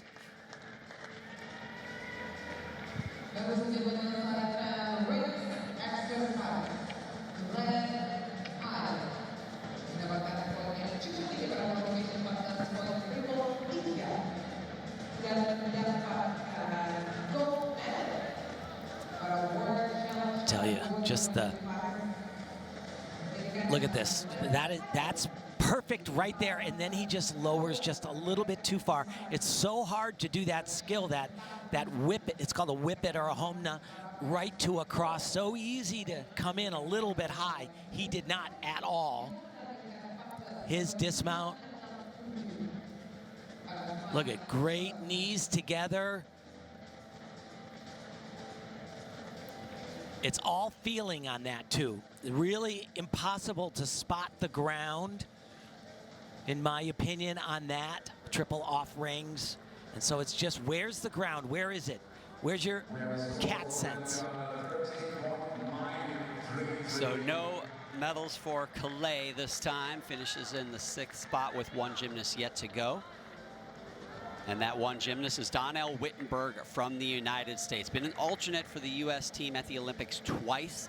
He's going into his 4th Olympic cycle or quadrennium, trying to fulfill that one dream he still has to compete at the Olympic Games. He's got a couple of world medals, trying to get another one here. You got to do great strength parts, but it's really going to come down to that skill that bears his name, the Wittenberg triple somersault in a pike position. But you know, through the years, Donnell has always told me the same thing. He says, when I get amped, it's not good. I got to find my container and stay in it. And one thing, too, to watch from Donnell, as strange as this sounds, can he stay perfectly steady in his handstand position? Strength moves like that have always been great, but the handstand and the dismount, as you mentioned, Tim. There's his first handstand, pretty good. He usually struggles on the last one right before the dismount. I think a lot of times he's worrying about the dismount. He's not focusing, staying in the moment. Do you blame him? No, I don't. Right here, there it is. Oh, nice. Much, much better. Got to put it to his feet, and he certainly should be in the hunt. Triple somersault pike, the Wittenberg. Oh, it was good. Baby. I would say they gotta give it to him. It's going to be hard to keep that off the podium. I agree with you, Tim. Highest start score, 16.0. Wow. And he had that hop on the landing, but we've seen a lot of guys with their shoulders down and a hop. He had great body position when his feet hit the mat. And he's got more start value than all of them.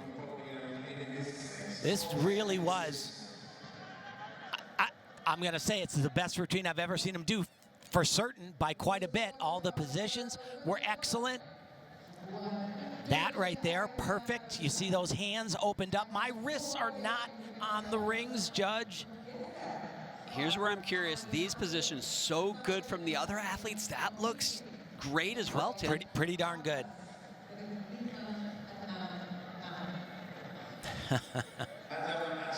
Could it be enough for gold? It could be. We're talking about getting on the podium right now. That would mean he'd knock out Zhang Bohang with a 14.466.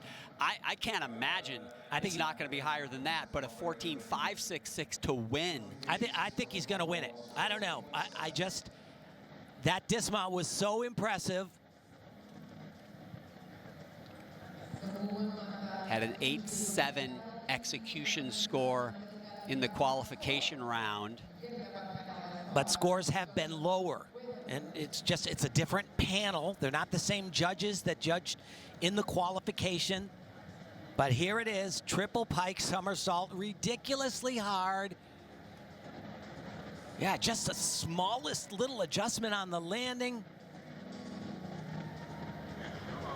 An 8.7 here would give him the gold medal.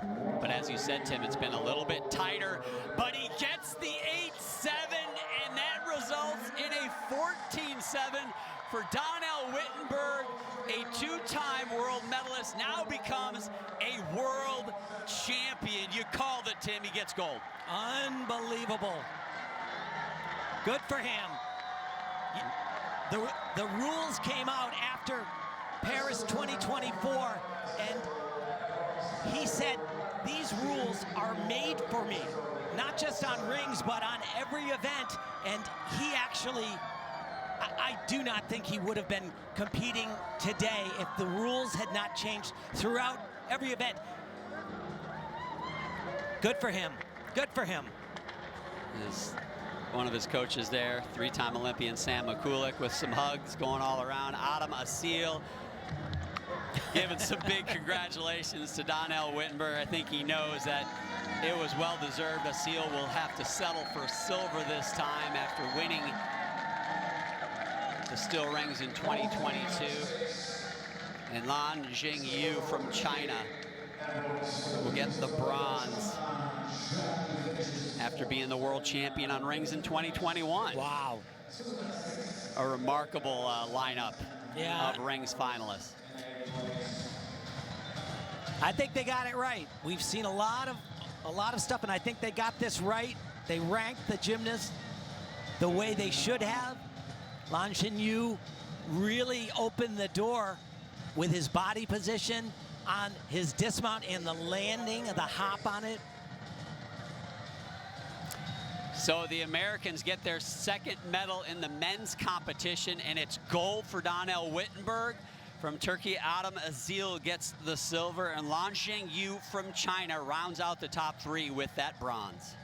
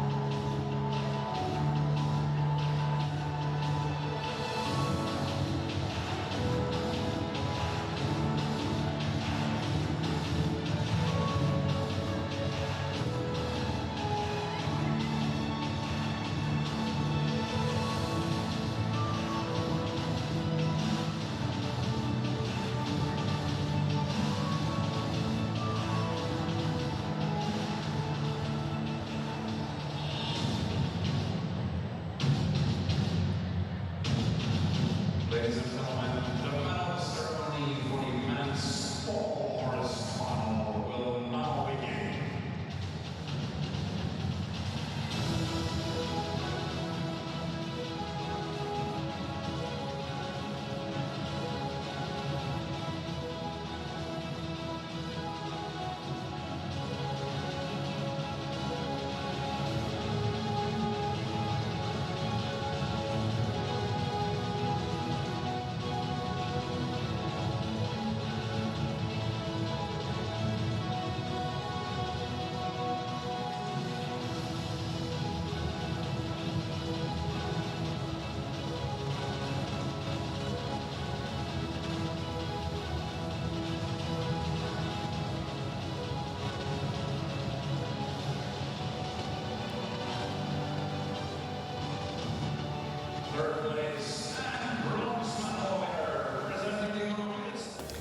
A lot of great routines at these World Championships, but there's only one. Sattva presents the dream routine, and of course, it's Donnell Wittenberg on rings, Tim.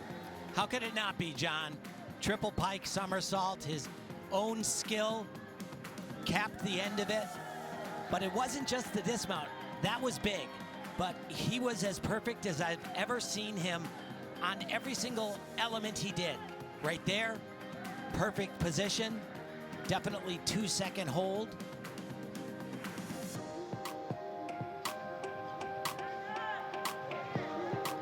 This is really impressive. Pushes up from that Maltese position into a plunge. And that was really on the rings, that little flinch. Yes. Again, nitpicking, but we were worried about his handstands. He handled them well.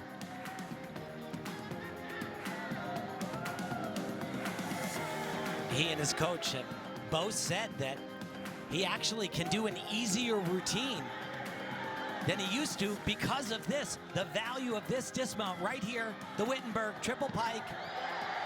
Small hop, good body position. You are the best in the world, Mr. Wittenberg. And the hardest dismount being done, and he landed as clean as anybody else. Dismount landings on rings, not great in this final. And that was a look at the Sattva Dream Routine. Congratulations, Donnell Wittenberg. So your men's results, a couple of medals for the British on floor exercise. Jake Jarman gets the gold there. Hong Yan Ming on pommel horse gets the gold, but Patrick Hoops from the United States, a bronze medal at his first World Championships. And then, of course, Donnell Wittenberg already has a couple of world medals under his belt, but none of them gold. That changed today. Donnell, you're a world champion. For the women, Angelina Melnikova gets a couple more. She won the all-around here. She gets gold on vault, silver on the uneven bars. Kalia Namor, that bar routine, dominant there. American Jocelyn Robertson on vault gets the second medal for the United States at these World Championships for the women. So that does it for today's individual apparatus finals.